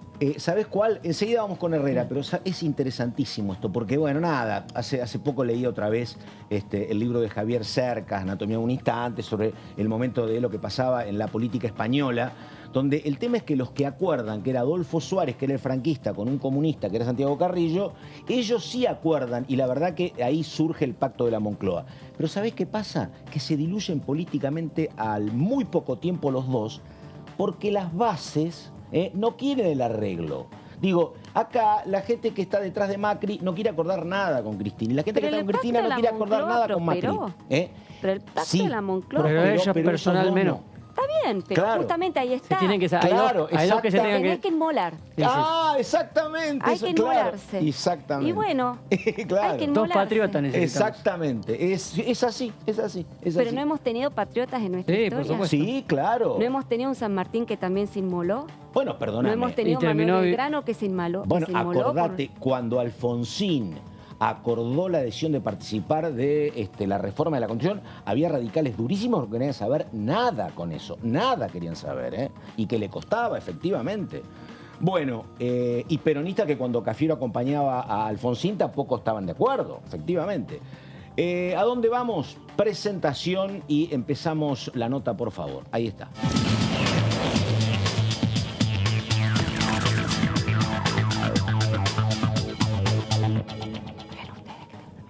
Ahí estamos con el diputado Herrera, hombre de la provincia de La Rioja. ¿Cómo le va, diputado? Carlos Méndez lo saluda. ¿Qué dice? Muy buenas tardes.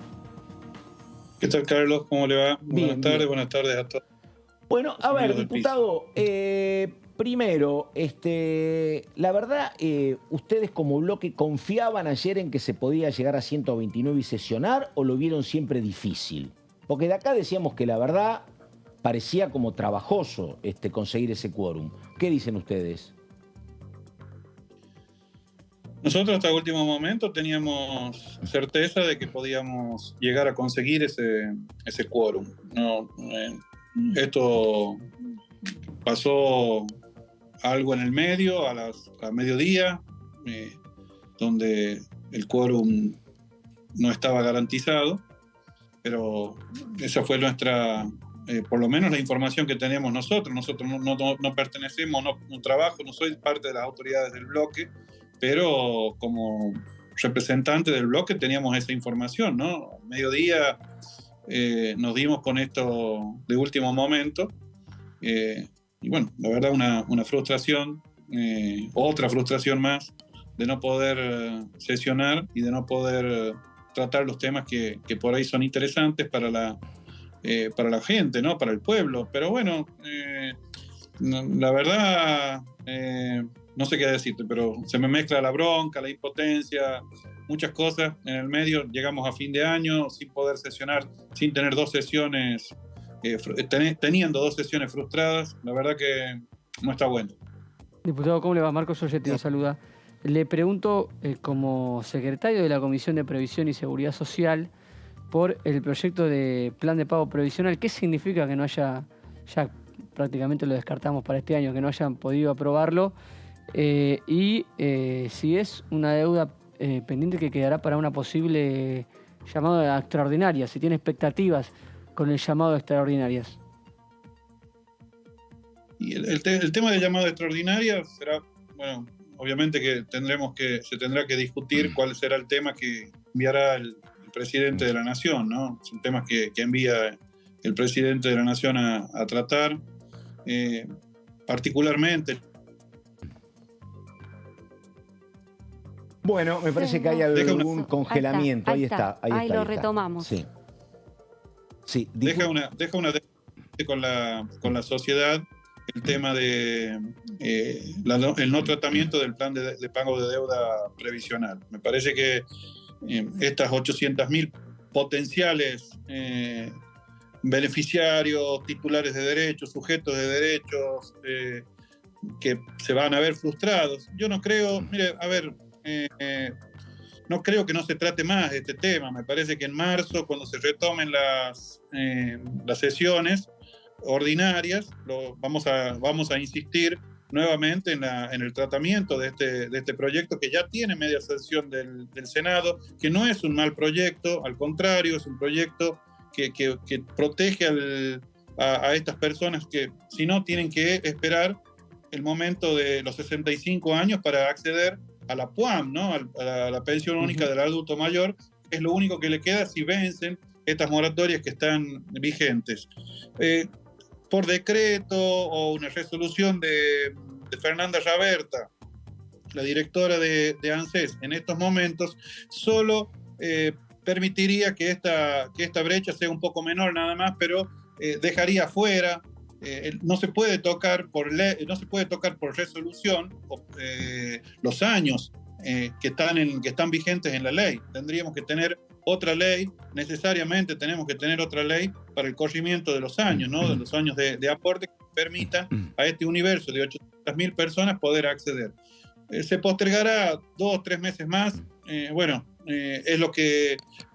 la decisión de Juntos por el Cambio y de otros partidos que decidieron no dar quórum ayer y dejaron que este proyecto de ley no tenga la aprobación y se caigan las 2 moratorias que están vigentes en este momento, ¿no? Así que, bueno, seguiremos insistiendo en marzo. Para nosotros y para los argentinos y para la cuestión de personas potenciales titulares de derecho, la verdad, es una complicación, porque no van a poder acceder a este plan de pago de deuda previsional.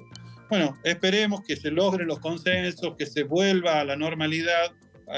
Yo lo veo difícil, la verdad que lo veo muy difícil a que esto suceda. Mire, ayer era un momento propicio, entendiendo algunas situaciones que nosotros, bueno, es de público conocimiento lo que nos ha sucedido este fin de semana a todos, ¿no? Es decir, pero bueno, eso ha logrado ablandar el corazón de la oposición. Ahora, diputado, un tema que es el siguiente. Nadie va a discutir que son titulares de derecho, y la verdad lo que usted plantea es una realidad absoluta.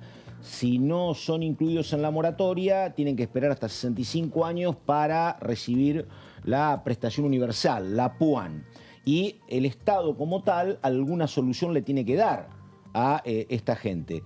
Ahora, no hay un problema, no sé si de equidad, pero sí seguro de funcionamiento del tema previsional en lo siguiente.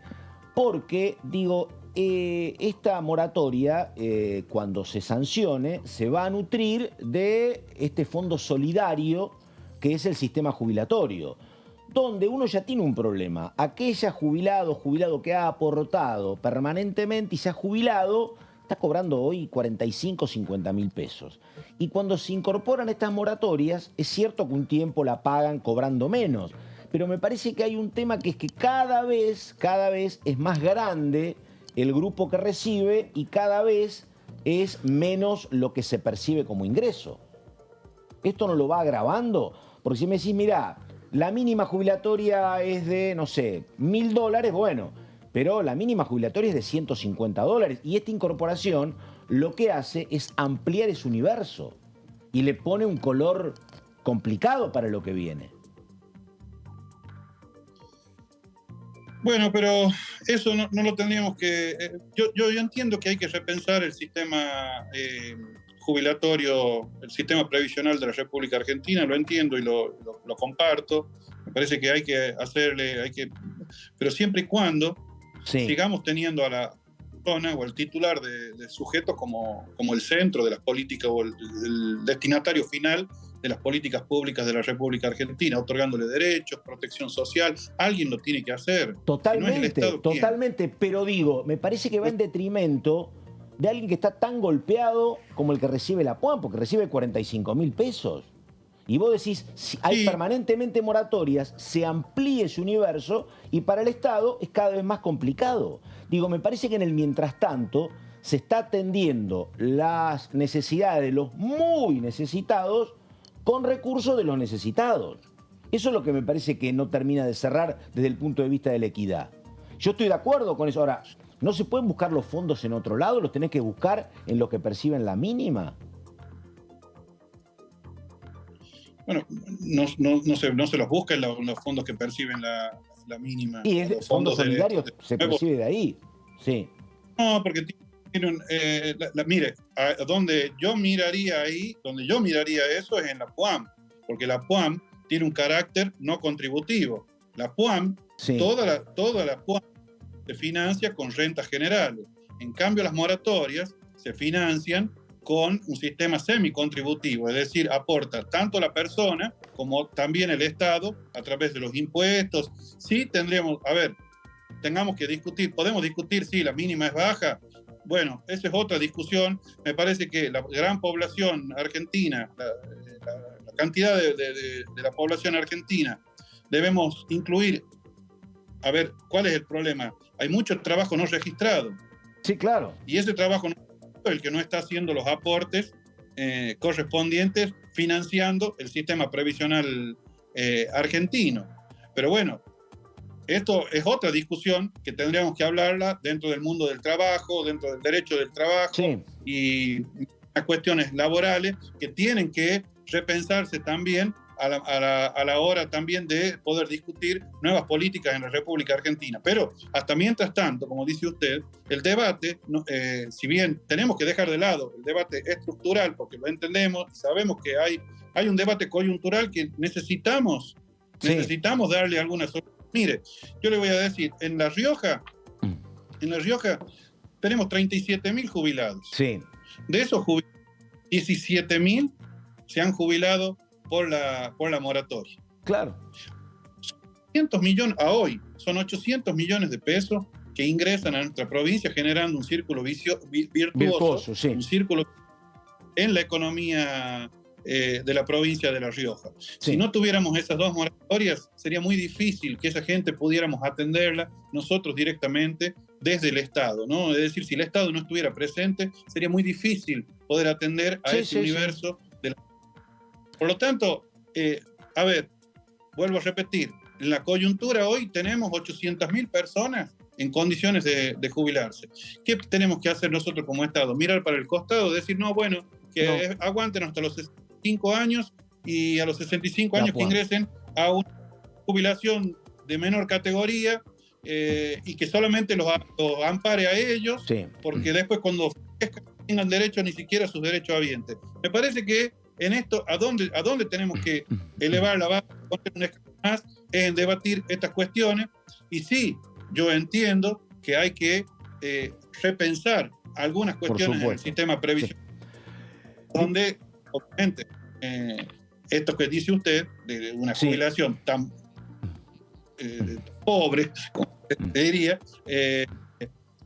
podamos darle una mejor calidad, pero si no se lo hubiéramos dado, si nosotros como Estado no se lo daríamos, no tendrían nada de esa gente. Exacto. Diputado Ricardo Herrera, Frente de Todos de La Rioja. Diputado, muchas gracias, buenas tardes, y si no hablamos, felicidades, felices fiestas. Chau, chau.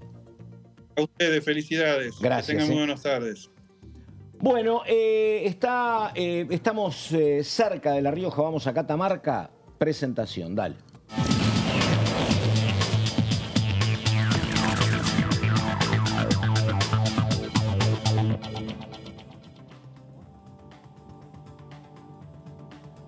Ahí está el diputado Mansi. ¿Cómo le va, diputado? ¿Qué dice?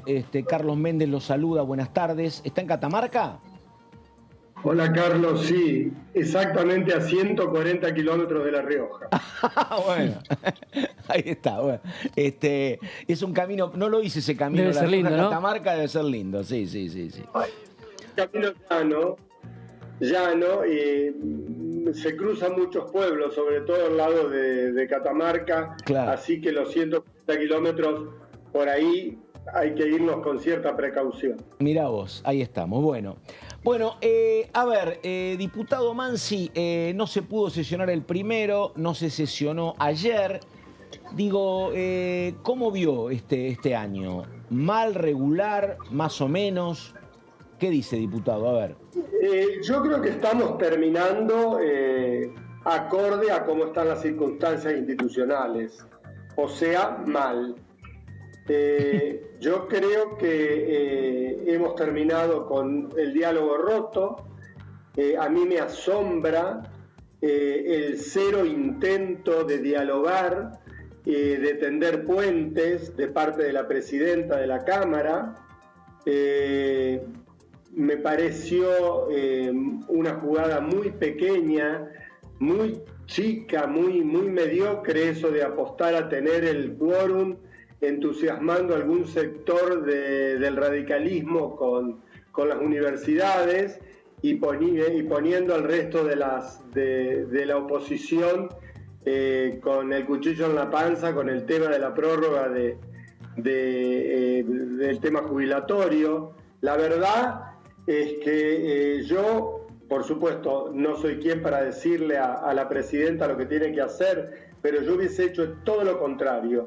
Yo hubiese abierto el diálogo inmediatamente después no digo de la segunda sesión frustra, de la primera sesión frustra, cuando a ella no se la reelige, hubiese llamado a un espacio de diálogo, hubiese diferido la segunda sesión que terminó en un escándalo, nunca hubiese llamado imponiendo un temario, hubiese negociado un temario mixto entre oficialismo y oposición, y por sobre todas las cosas hubiese trabajado para crear un clima de respeto interno. Da la sensación de que la presidenta no es consciente del poder relativo con que ella está, porque es la tercera sesión que se cae por falta de números y ella sigue repitiendo las mismas actitudes. Y no voy a recurrir al viejo dicho que cuando los resultados son malos hay que dejar de hacer lo que se viene haciendo, hay que cambiarlo, pero es tan obvio que lo que viene haciendo parece de una realidad paralela, parece de la realidad que piensa que tiene 140 diputados que se van a sentar seguro y que tiene margen para hacer cualquier cosa. La verdad me da esto no quiero convertirlo en una crítica personal a Cecilia Morón ni quiero convertirlo en un agravio hacia ella, pero la verdad como presidenta muestra una clara disfunción y no sé qué hacen sus compañeros que no la están ayudando, ¿no? ¿Qué tal, diputado Mansi? Laura Zarra lo saluda. ¿Cómo está? ¿Qué tal? Un placer. No, preguntarle porque si así terminamos el año, un año no electoral, donde, bueno, usted conoce, ¿no? Habitualmente los años no electorales suelen ser los más productivos en términos parlamentarios y los electorales son los que, bueno, se resiente bastante más la actividad legislativa. ¿Qué nos espera entonces para 2023 si terminamos el año como lo hemos terminado, así como usted lo describió tan tajantemente mal? ¿Qué expectativas tenemos para el 2023? Yo creo que yo no lo pondría en términos de producción legislativa, porque tal vez si nos ponemos a ver el número de sesiones y el número de leyes que tuvieron media sanción o sanción, o se completó la sanción, el número de iniciativas que ingresaron, el número de dictámenes, tal vez no sea tan malo. Lo que es muy malo es la calidad institucional en que estamos. Pero esto tenemos que asumir que esto es Argentina 2022, una calidad institucional pésima, donde desde lo pequeño hasta lo grande hace agua.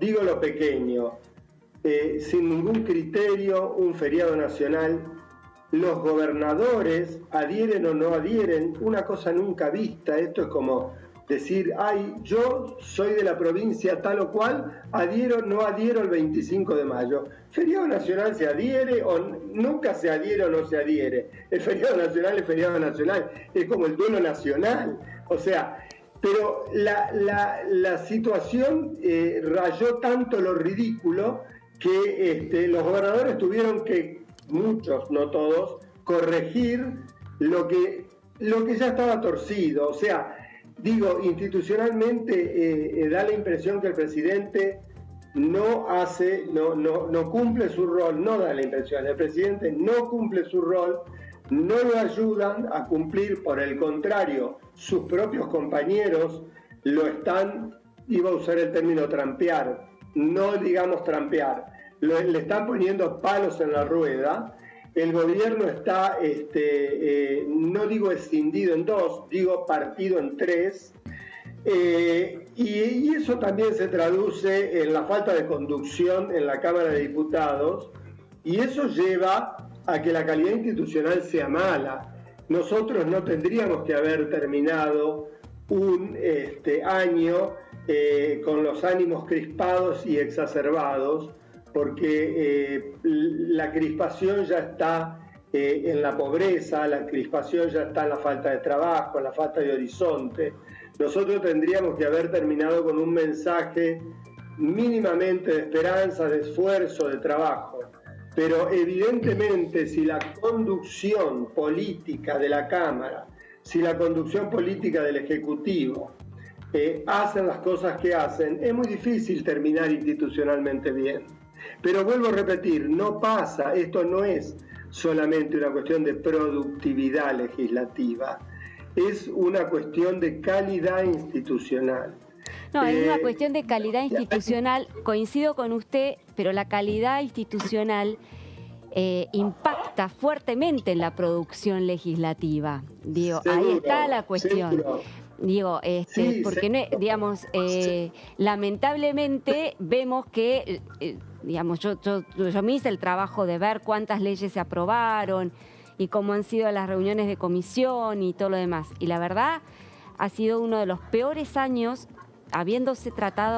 tratándose incluso de un año no electoral, de uno de los peores años en términos parlamentarios. Digo, hubo comisiones que casi no se reunieron, que no se reunieron directamente en todo el año, o que tuvieron una reunión en todo el año.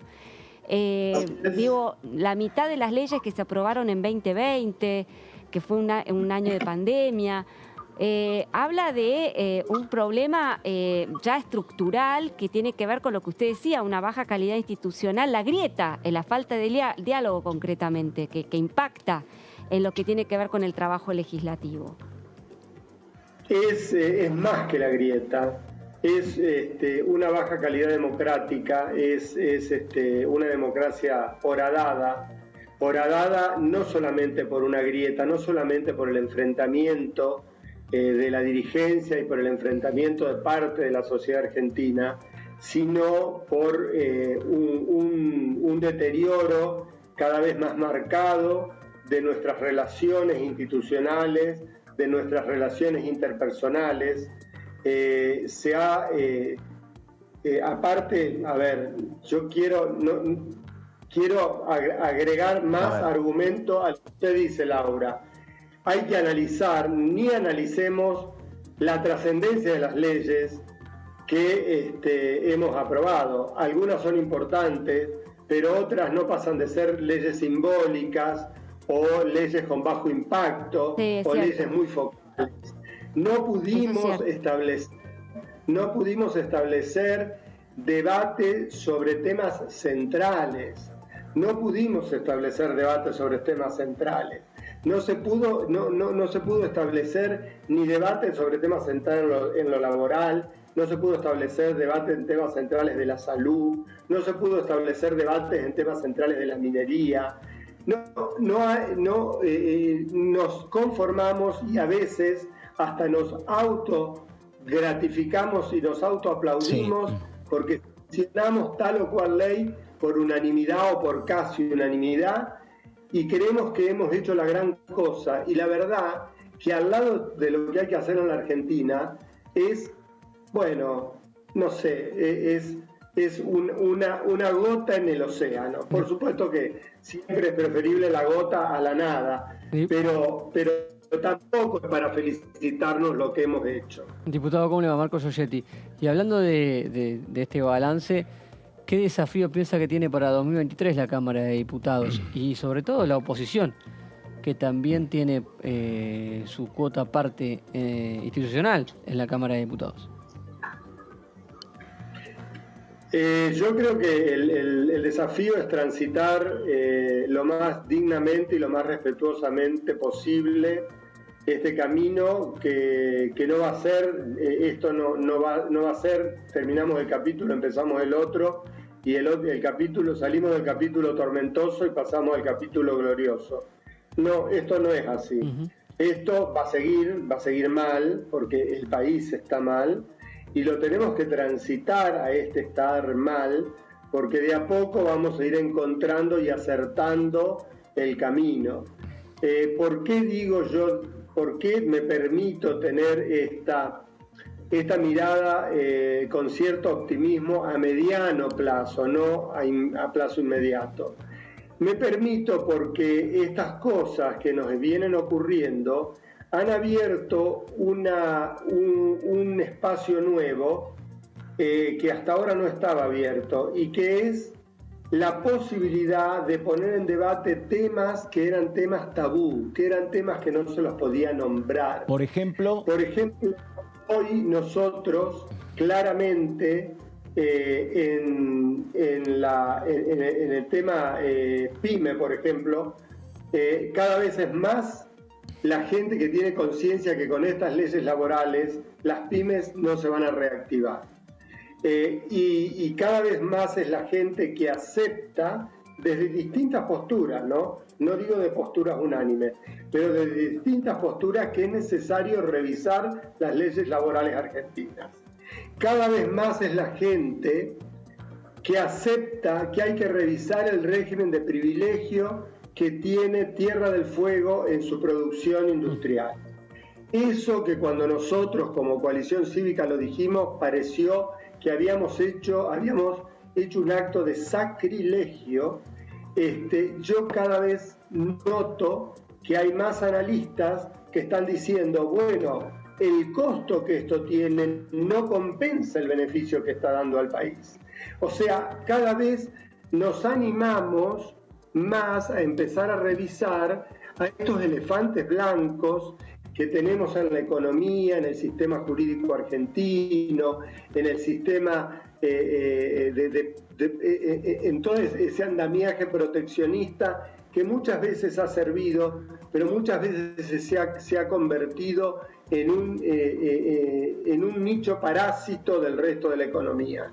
Entonces, yo lo que digo es que ser consciente de la crisis, ser consciente de la profundidad de la crisis, que vuelvo a repetir, va más allá de esto de tirios y troyanos, de esto de la grieta.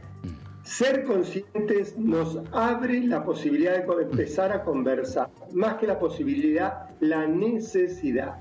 Y eso, fíjese que yo de alguna manera he participado los otros días en un debate que la organización País, que es una organización de sanitaristas no partidarios, hizo en el círculo de ex legisladores, y participamos sentados en la misma mesa de discusión, desde el ministro de Salud de la provincia de Buenos Aires, Rubinstein, y yo, sanitaristas claramente kirchneristas, o sea, y pudimos conversar. Qué bueno eso. Entonces quiere decir que hay un inicio de tomar conciencia de que los problemas no se van a solucionar rigidizándonos en nuestras posiciones, que los problemas probablemente se solucionen con más conversación, con más respeto, con más escucha. Diputado, tenemos que terminar. La verdad que acá estamos enojados con usted porque estuvimos celebrando el Mundial y creíamos sanamente que estaban casi todos los problemas arreglados. Sí. Pero apareció el diputado Mansi y dice otra cosa. El principal está arreglado. Bueno, una cosa, todo resentimiento porque estos días tuve que estar aislado porque estuve con COVID. Ni siquiera pude estar. Mirá vos. Y había un catamarqueño entre los campeones del mundo, Palacio. Así que bueno, diputado Mansi, muchas gracias. Y el mejor año, diputado, estamos hablando en cualquier momento. Felicidades. Chau, chau. Estén muy bien. Hasta luego. Bueno, durísimo, Mansi. Sí, pero todos coinciden en la necesidad del diálogo, ¿no? Y cómo esto se tendría que superar con una palabrita tan sencilla pero tan difícil de llevar adelante, ¿no? Pero vos dijiste que para hablar hay que inmolarse, y por ahí pasa a veces, o el que habla se inmola a veces. Hay veces difícil. Que sí, es cierto eso. Bueno, señor Giorgetti, un gusto, nos estamos viendo en cualquier momento. Como siempre. Mañana no se trabaja acá, cerra hasta cualquier momento, así que bueno, por nuestra parte nada más, gracias, nos reencontramos el lunes o martes y muchas felicidades para todos, buenas tardes y hasta cualquier momento. Chau, chau.